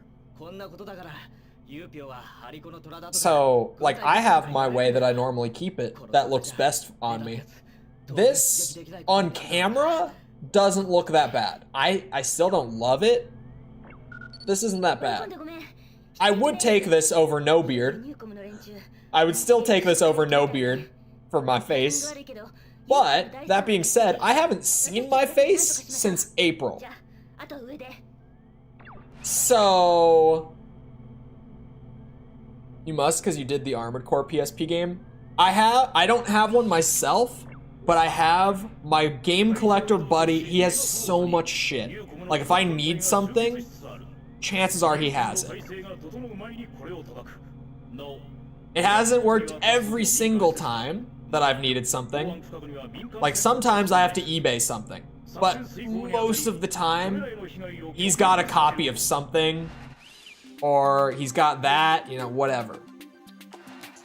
Like, I used his Nintendo, or I almost said Switch, his Wii U when I wanted to do Breath of the Wild modded, but I only own Breath of the Wild on the Switch because I never had a Wii U. I got his Wii U that has Breath of the Wild with DLC on it, and I used that. You haven't seen your face? Lucky you. I mean, to be fair, I've had to look at this instead, but I haven't seen my face since April. So who knows? I lost some weight since then. Maybe it won't be as bad as I'm expecting. You know, maybe my jawline will be sharper than I've ever seen it as an adult. But I didn't lose like a lot of weight. Like I lost like 5 pounds since the beardathon started, so I doubt it will be like significant in that sense. But like, shit, I don't really know what I'm gonna see when I shave it. Even then, I kind of forget what it looks like. Because it's been a while.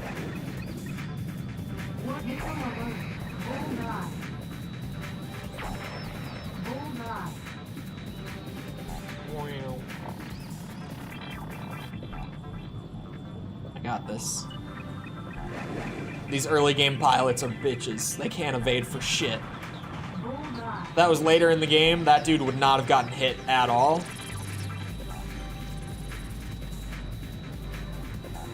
But here, these guys can't dodge anything.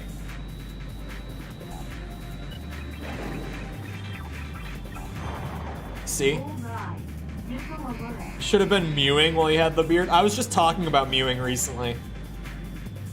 I was talking about how stupid the mewing trend is. I guess it's been around. It's not like it's a recent trend. It's been on the internet for a while, but it's had like a resurgence with like the Giga Chad face becoming a thing. Like a lot of people have learned to mew literally just so that they can do the Giga Chad face in recent times.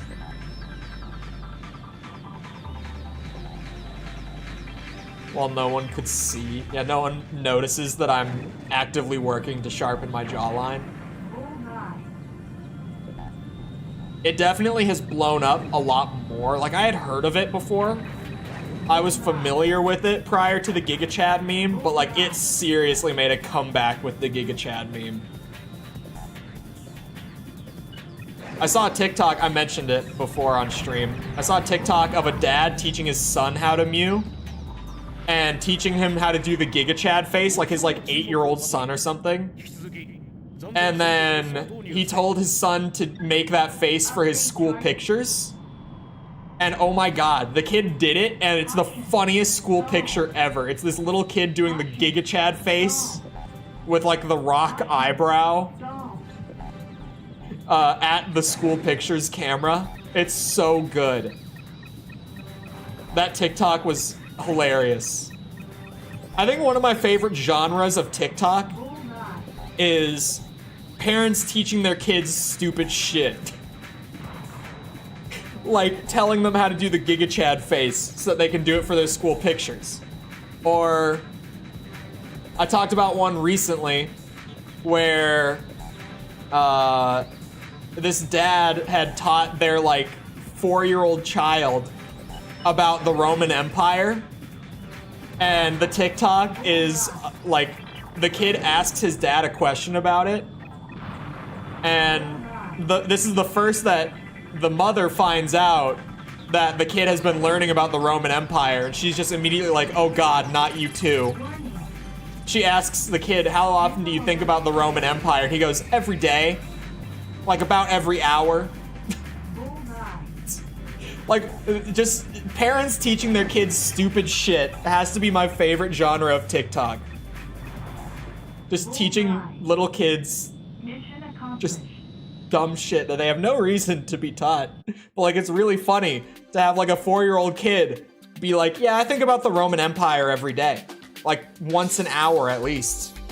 I don't know why. I find that stuff hilarious. It's my favorite TikTok brand genre recently.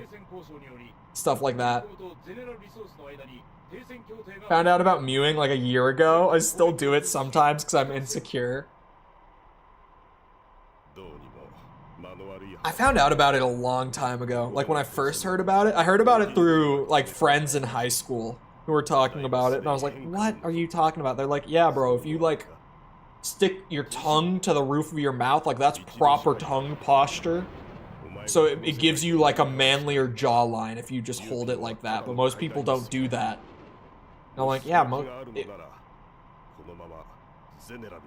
wouldn't you think that the human body, you know, evolution and all that, macro or micro, either case would apply, I guess, would hold their tongue in proper posture just like naturally, like you wouldn't have to be taught where to hold your tongue? That part never made sense to me.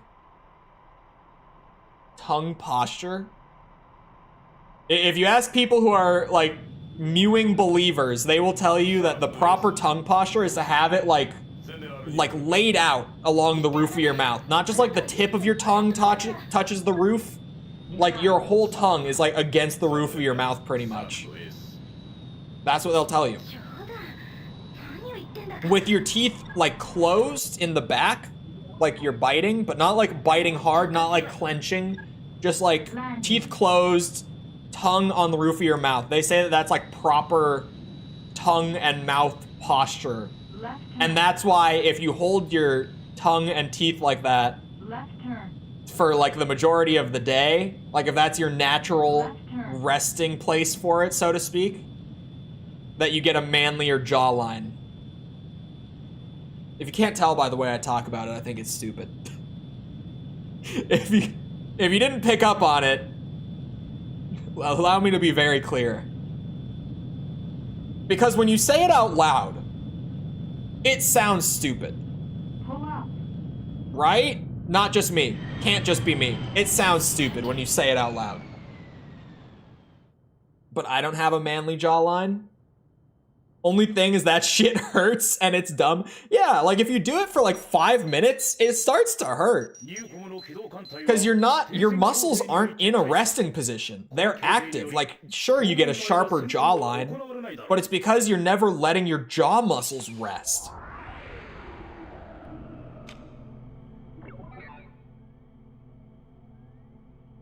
I'm doing it right now. Hold on. I'm waiting for them to talk so that I don't have to talk. Now I'm smiling. I can't do it.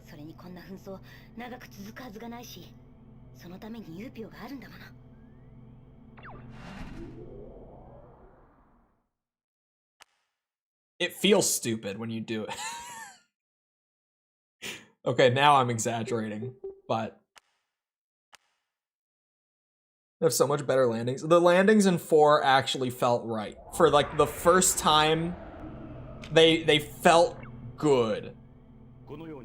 It's supposed to be like a permanent improvement. I feel like it's not permanent because it's literally just working your jaw muscles. Like it's as permanent as the fact that I could do like 15 one-handed push-ups in a set 6 months ago, but I can't do it now because I stopped practicing, I stopped training for it, and I lost it. I can only do like 6 now. Probably. I'm not trying it right now. Don't even ask. Just a guess, I'm not doing it right now. Before anyone says it, I saw it coming from a mile away. 6 might be generous. You have to do it for a long time. Yeah, it's a workout, and like if you stop training it, you'll probably lose it, right? Because you're literally, it's just working the muscle. That's all it is. Like if you didn't continuously do that for the rest of your life, you'd probably get like a flabbier jawline again. Flabby makes it sound worse than it is. A softer jawline. Like flabby's not wrong, but it's maybe a little extreme. Like it's overselling the flabbiness. A softer jawline. Also, False, what do you mean I don't have a manly jawline? Are you sitting here telling me that that's how you hold your tongue and teeth at all times of the day? Do you mew, False? Hello, False. But do you mew? Is that what you're trying to say?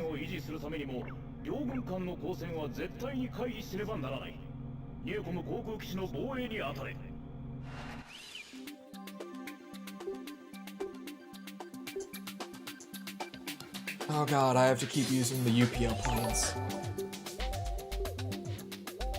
Nick Fury! Thank you for the sub. I heard you had a show recently that was not that great. I didn't watch it, but I heard it wasn't very good. But to be fair, anything Marvel, I hear that it's not good. Like, ever since Endgame.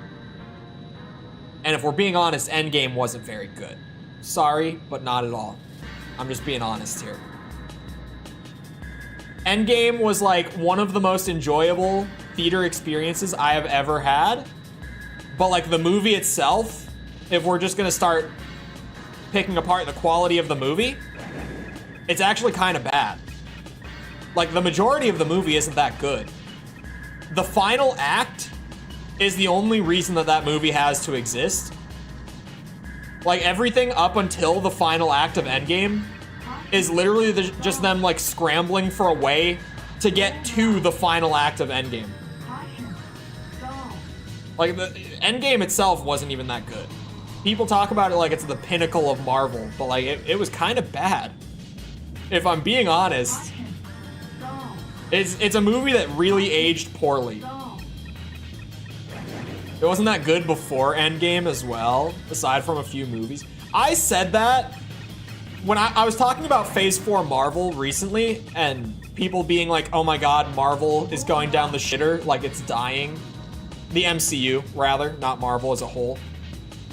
And I was like, if I'm keeping it a buck, like, the only good Marvel phase across the board is Phase 3.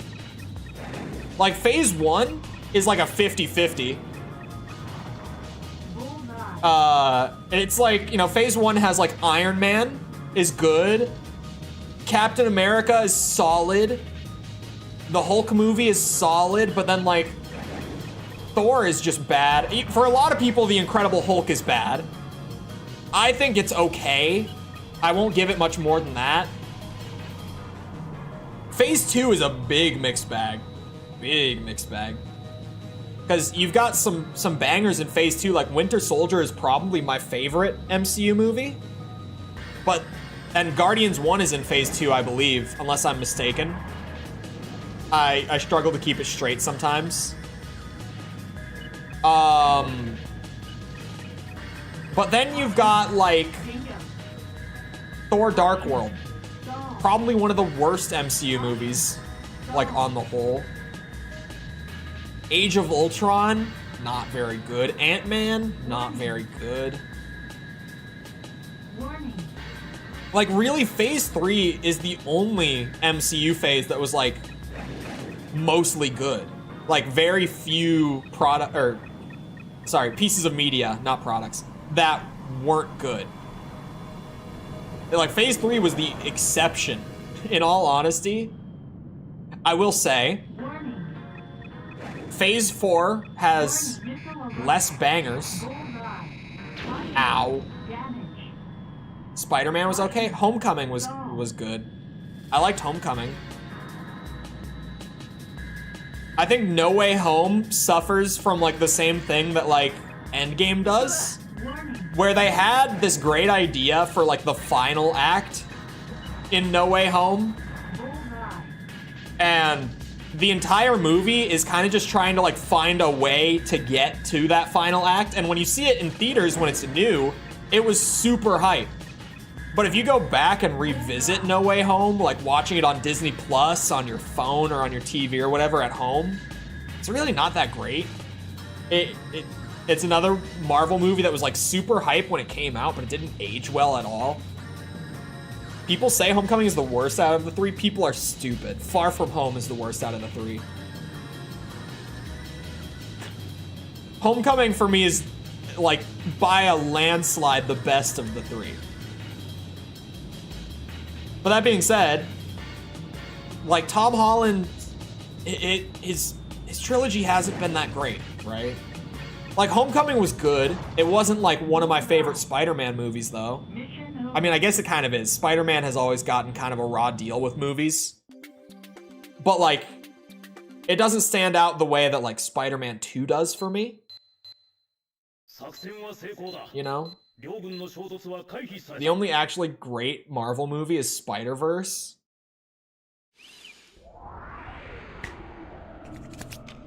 Okay. I have to say it again. I've said this before. This is one of my hottest takes. I like both of the Spider-Verse movies. Before I say this, I like the movies. I think they're good movies. However, people act like Into the Spider-Verse and Across the Spider-Verse are like peak animation, like as good as animated movies realistically get. No. The pacing in Into the Spider-Verse is terrible. The first movie's pacing is so bad. I didn't watch either of the movies until after Across the Spider-Verse came out. For context, I have no nostalgic attachment to either. I didn't see either of them in theaters. So my first experience with both of them was like I'm just watching this and I'm seeing it for what it is, like that at home watching a movie experience where there's no like extra hype or atmosphere building up to it to like heighten it. Into the Spider-Verse's pacing is really bad. Like, really bad. The Uncle Aaron reveal was, like, it should have been a great reveal. It wasn't. Because you see the Prowler once. Sorry, spoilers, but I feel like every nerd has seen these movies. And if you haven't by now, you probably just don't care about it. I should have spoiled, or sorry, spoiler warninged. But my bad.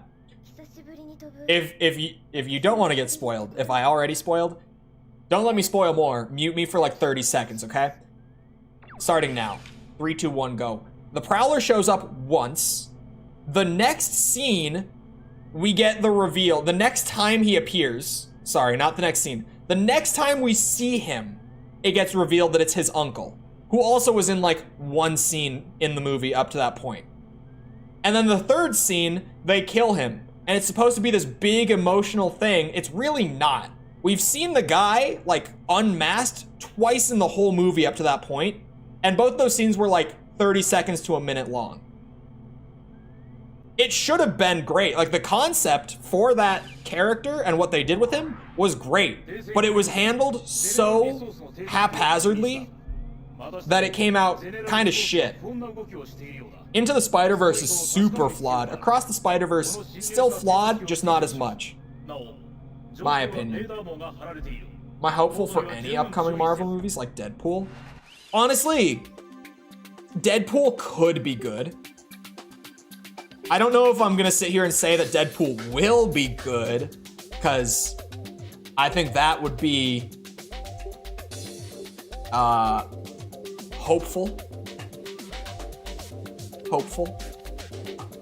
The Prowler's first scene is like a few minutes chase. Yeah, when he's masked, like when he's hidden identity. I'm talking about like the way that they handled like the Aaron aspect, the whole it's actually his uncle aspect was shit. Because they really, like, they barely did, like, they essentially, like, hit the spark notes of it and had no depth to it, is the best way that I could put it. It's like they had the main story beats mapped out, but then they didn't do anything else to, like, flesh out the dynamic to make it actually meaningful. That's the best way I could put it. Shoot it down.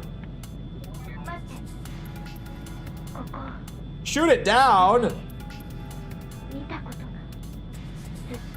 We got a new mission? I think I'm gonna do it normally this time, but that's good to know. I still have to do this mission one more time on the 5th run. So I'll shoot it down next run. That's good to know. That's definitely good information to have. I think Deadpool 3 could be good, but the amount of delays on it, it's... I say it with anything that gets delayed. It's always a coin toss if a delay means it's eventually gonna come out good, or if it means our leadership is completely incompetent and they have no clue what they're doing, and it's gonna come out shit regardless. It'll just be slightly less shit than it would have been if it came out a year before. And like, unfortunately, in film, in Hollywood, in game dev, in whatever, like in all entertainment media, unfortunately, it's less of a 50-50 coin toss, and it's more of like 80% chance that it comes out shit regardless, and like 20% that it will come out really good when we eventually get it.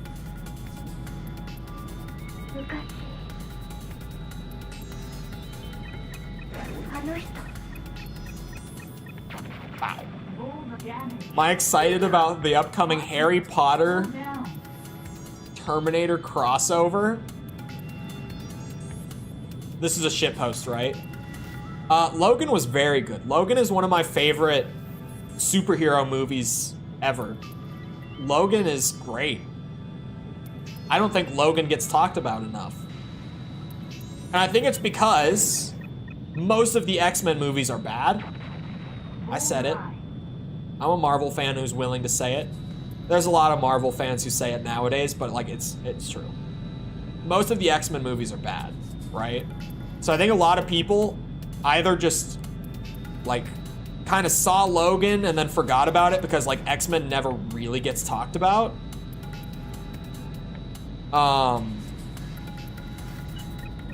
Or they just didn't see it because like the other X-Men movies kind of like put them off the character potentially. Which I think Hugh Jackman is he's probably the most well-cast actor in it. Oh, it hit him once for having the period in it because it read it as a link. The second time, it, what's it called? The second time, it was the singular letter N. Being weary of the MCU, or of the MCU and Iron Man because of the X-Men movies. Like, they're just not good. I grew up watching them, and I didn't think they were bad when I was a kid.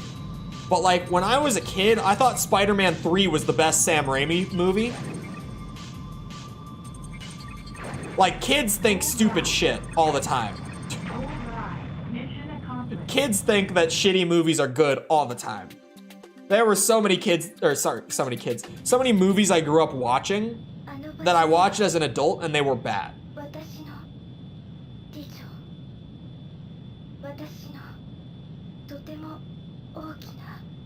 I still think Spider-Man 3 it's not as bad as a lot of people make it out to be, but it is bad. Definitely. I do think it gets more hate than it should, but like, it's definitely still a bad movie. And it's definitely not Sam Raimi's fault. Like, I know the whole background. What's the best Christmas movie, though? Okay, if I'm shitposting, I say Die Hard every time. Serious answer, it's Jingle All the Way. Puss in Boots, Last Wish. I haven't seen either of the Puss in Boots movies. A buddy of mine went and saw the second one, right? It was the second one that came out like a year ago or so. Whenever that was. He told me that I should see it, and I never did. But he told me it actually was really good. But I haven't seen the Puss in Boots movies. I didn't know that there was even a fourth Shrek movie until like 3 months ago. I didn't know that they did a fourth Shrek. I thought they only did 3. I thought it was a trilogy. I completely lost touch with the Shrek verse after the third movie. Treasure Planet? What's Treasure Planet? I mean, that's a no, but 2002. Did I see this? I don't think so.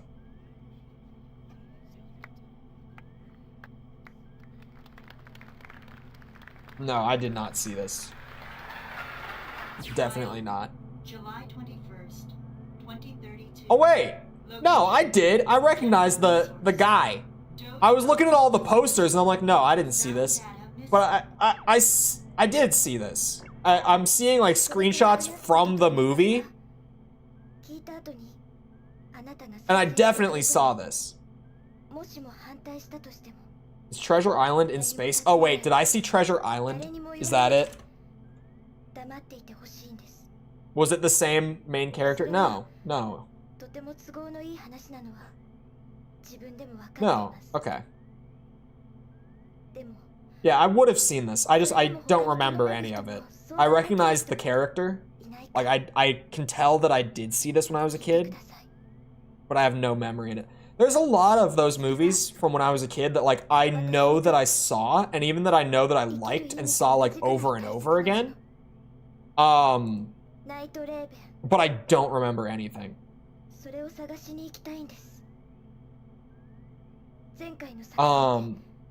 There was the Astro Boy movie. Like, this is one that I know that I saw. I know that I watched it more than once, but I don't remember anything.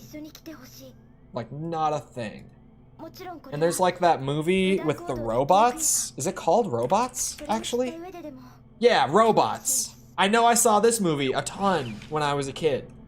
Like, I recognize it. I've seen like a couple scenes that I'm like, oh yeah, I remember this movie, like clips from it. But other than that, like I have no memory of this movie. Like at all. I need to rewatch it. Sorry, I just went through a rabbit hole. Serious answer, Iron Man 3. Whoa. Iron Man 3 is not a Christmas movie. Oh wait, it does take place around Christmas. Never mind, it does.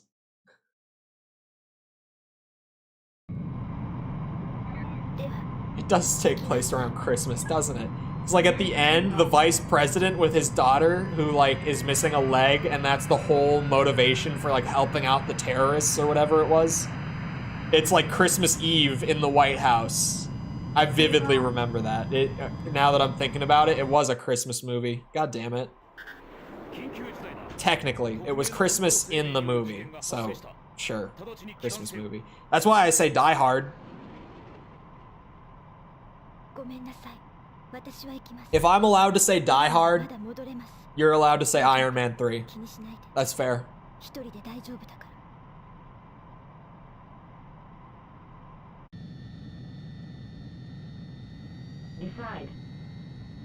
Oh, wait a second. Pause. I can't pause. Can't pause. This just changes this mission, right? It's okay, I can load a save if not. Hold on.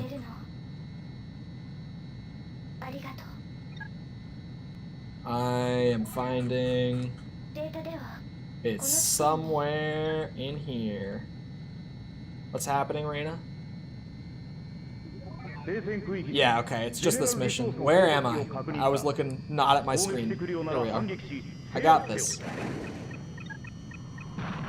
Ah, I only hit one. No one said Gremlins. I'm offended and old. Gremlins is a pick. Gremlins is good.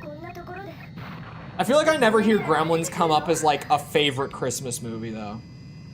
You know what I hear people say all the time? Full offense, if this is your opinion, by the way. You know what I hear people say all the time, and I just strongly disagree with this pick, is Elf. Everyone's always like, oh, I love Elf. Why? I'm sorry, it's a funny movie. I hold some disdain towards Elf because I've seen it so many goddamn times. Like, an unbelievable amount of times in my life.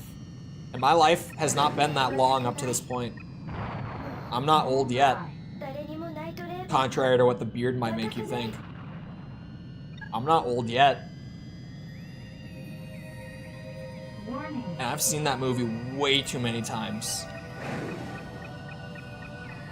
If I ever see it again, it'll be too soon. Seriously, too many times.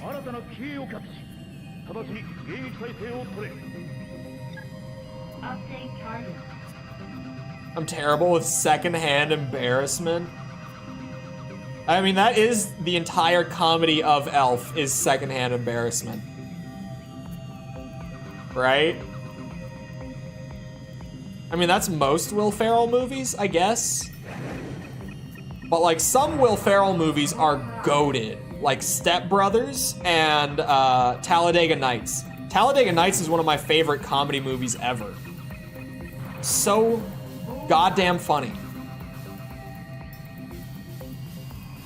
And Elf, I've seen it too many times. Like, it can never be enjoyable for me again. I've seen it once a year since it came out. I can't take any more of it. Bro, that's what I'm saying. Like, I've probably seen it that many times, if not more. Seriously. At this point, it's been a good 2 years or so since I last saw it. And it's great. It's great.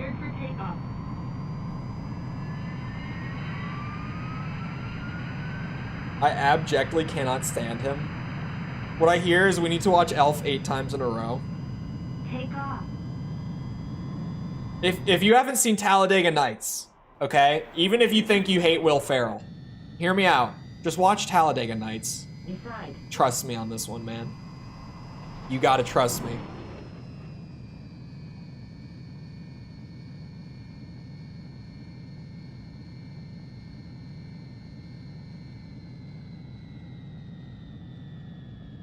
Am I not joining her? Because I flew past her? Hold on a second. Turn this ship around. Was not able to sit through it, bro. Sacha Baron Cohen. I didn't join her.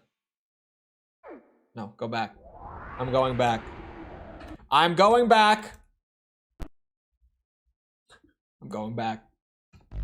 Sacha Baron Cohen was in it. His character, unbelievably funny. He's a French guy who is gay and married to a guy. And the main characters in the movie, Will Ferrell and John C. Reilly's characters, are like full, warm-blooded North Caroliners, right? Born and raised in the South. They've never seen a gay person in their life. When did this movie come out? Because that is important context. Hold on. 2006. So yeah, the American South in 2006. Like, if you were gay in the South, people didn't know. They couldn't know. So this French guy comes in with his husband, Gregory. And when the main characters meet them, they kiss. And both Will Ferrell and John C. Reilly just sit there with, like, pure confusion. Like, they can't even process one frame of what they just saw happen. It's so genuinely funny. That scene is one of, like, I feel like that's one of the most slept on scenes in the movie. Everyone always talks about, like, Will Ferrell's character stabbing himself in the leg because he's convinced that he's paralyzed, or I bring up, like, the dinner scene, like the Thanksgiving, I think it was, scene. Where the kids, Walker and Texas Ranger, are like yelling at their grandpa, like, "Shut up, old man, I'll kick your ass," whenever he decides to speak up.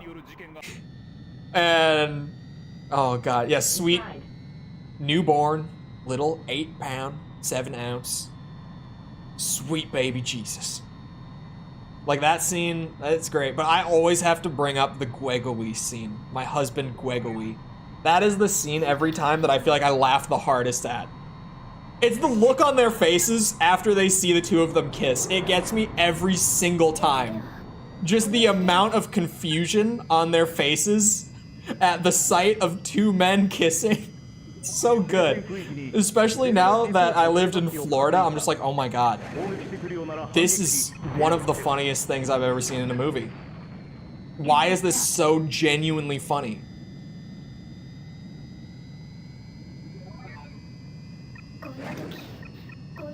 Like, it was already funny to me growing up in the North United States, but after having lived in the South, and even just trying to imagine what it would have been like 20 years before I lived there, it makes it so much funnier.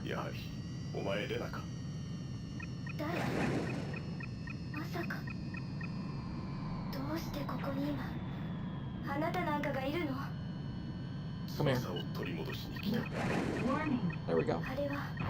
I don't know, I don't have the next Ace 3 stream schedule. I actually don't have any stream scheduled past today. I don't know what tomorrow's stream is. I'm doing my calendar tonight. Monday, like, since I started doing the review series on Mondays, like, consistently, like the videos going up on Monday, I normally do my calendar, like, through Monday every week. And then on that next Monday night, I'll do, like, the next week. Like, I'll schedule everything out. So I don't even know what tomorrow is. I haven't planned. And even then, I sometimes go off the plan. I deviate from the plan. It happened last week where I changed the plans up. On days I'm off, What days? Maybe.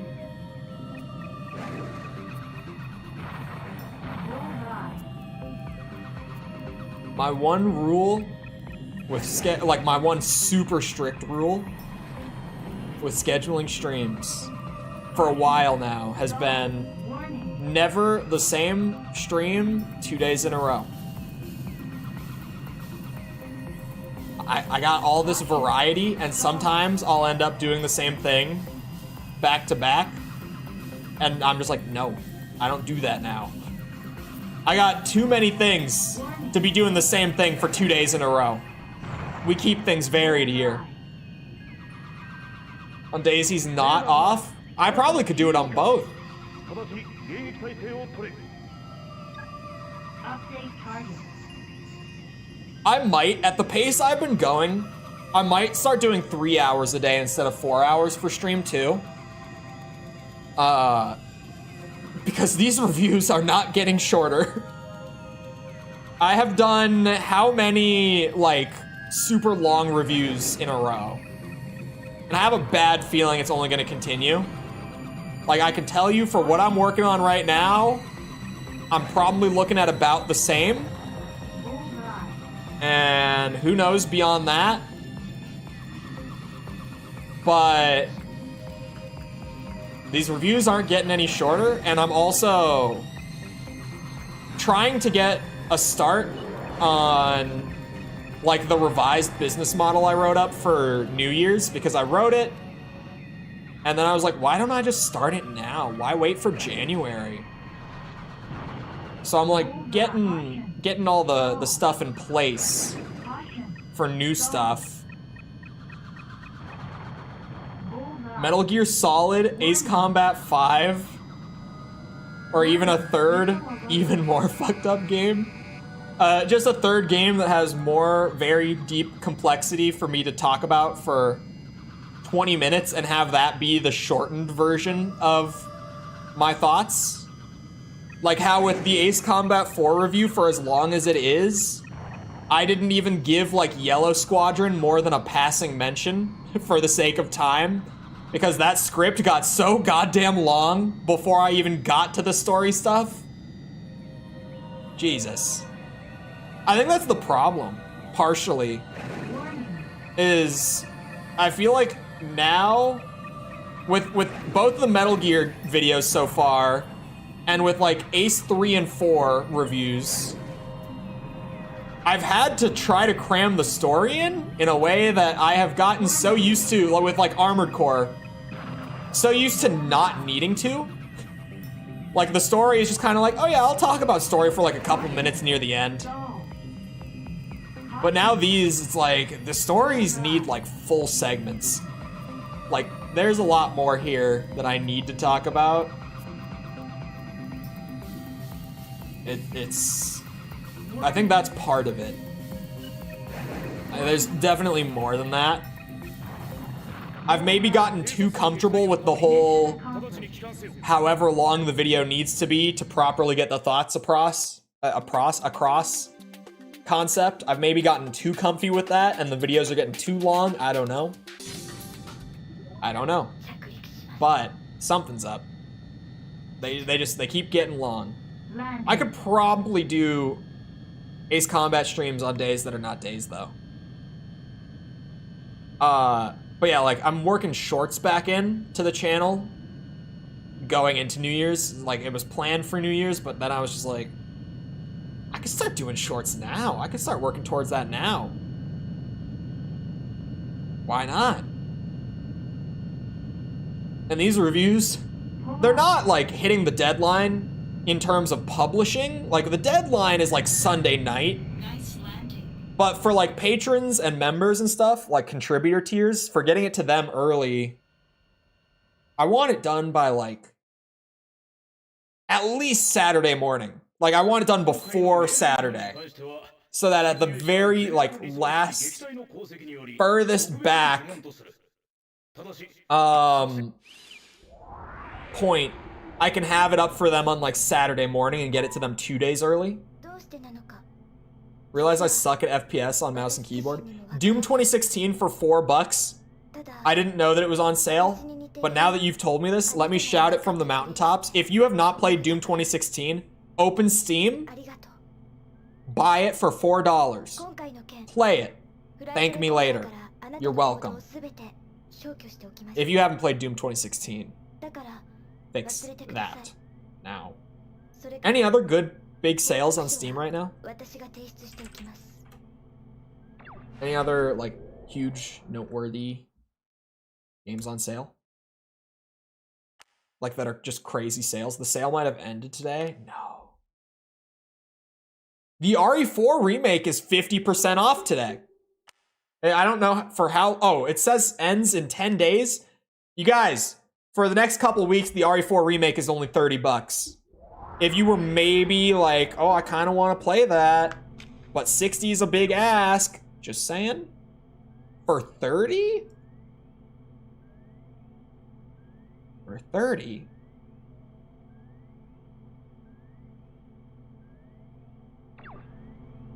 Metal Hellsinger is only $10 today?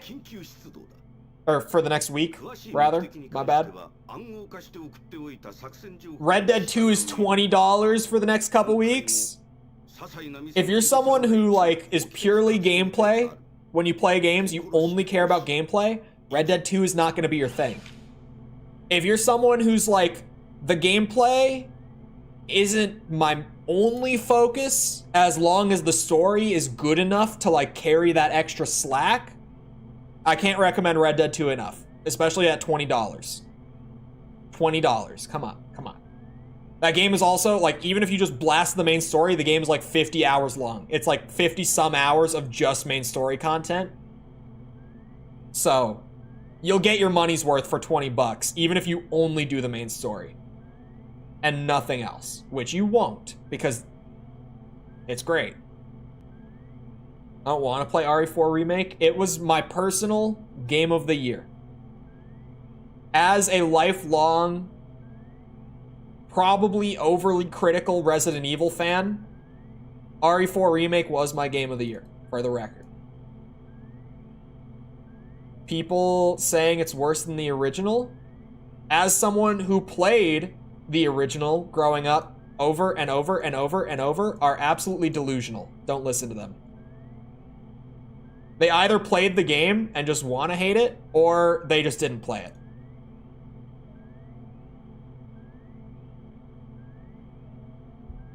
I'm out here invalidating opinions. What's new? I love this shit. I live for this. What else is on sale that's really good? You guys, Metro 2033 is $2 on Steam. Talking about Steam sales was a fun way to end stream. I didn't have enough time for a mission, but this easily fills the time. Metro 2033 and Last Light, which that's the order of the games. 2033 is the first one, Last Light's the second one, are $2 a piece right now. Those are the remasters of the games. $2 a piece right now. I love those games. Again, if you're purely gameplay oriented, it's not going to be your thing. But if you like a good story on top of your gameplay, if you like a really good atmosphere, Jesus, the atmosphere, dude. I don't like RNG stuns. Huh? Oh, you mean the enemies? I mean, it's RNG, but it's like 60% chance. So if you don't stun them in one shot to the face, you're gonna stun them in two. If that's like an actual reason you've been holding off, trust me, it's not worth it. We don't want to see babyface Dracula. Hold on, I know it's 4, but Metro Exodus is also $6. You could get the entire Metro trilogy for $10, and every one of those games is fantastic. That is a personal, strong recommend. Sunset Overdrive is $5. I recommend that, actually. That's a super slept-on title. Anything else crazy here for Steam users? GTA 5 is $15 if you haven't played it. Yeah, Cyberpunk is half off if you've been looking to get into that after, like, 2.0 or anything. DMC 5 is $10. Anything else that's super, super crazy? Oh! DMC is $7.50 US right now. So if you're a DMC fan who never got into the reboot because you heard it was bad, at $7, I'm telling you, the combat is good enough to justify $7, even though the story is horrific. Anyway. I am over time. So I hope you guys enjoyed. If you did enjoy and you haven't done so already, feel free to go ahead and leave a sub. Come back another time. We're doing this. We're doing... what are we doing? The Armored Core 100%. We're doing... what else have I been... Oh, the DMC S ranks. GTA 100% has been so funny. So funny. We also just got to the Trevor introduction in GTA 5. If you know, you know. Shit's getting extra crazy compared to before now. Feel free to come back for any of that. But yeah, the entire Resident Evil franchise is on sale on Steam. I saw the remake first, but all the games are super cheap on Steam right now. So I would check it out. Anyway.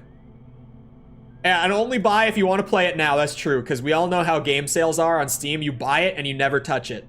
Only buy it if you're going to play it, like, in the next week. Anyway. Also, before you leave, I know you were about to leave, and I know a lot of you bitches probably aren't caught up on the AC reviews.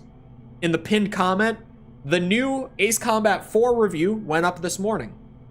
We still have so many videos to go, so go and get caught up before you fall too far behind and you have like a 2-hour series to get caught up on. Trust me, you'll thank me later.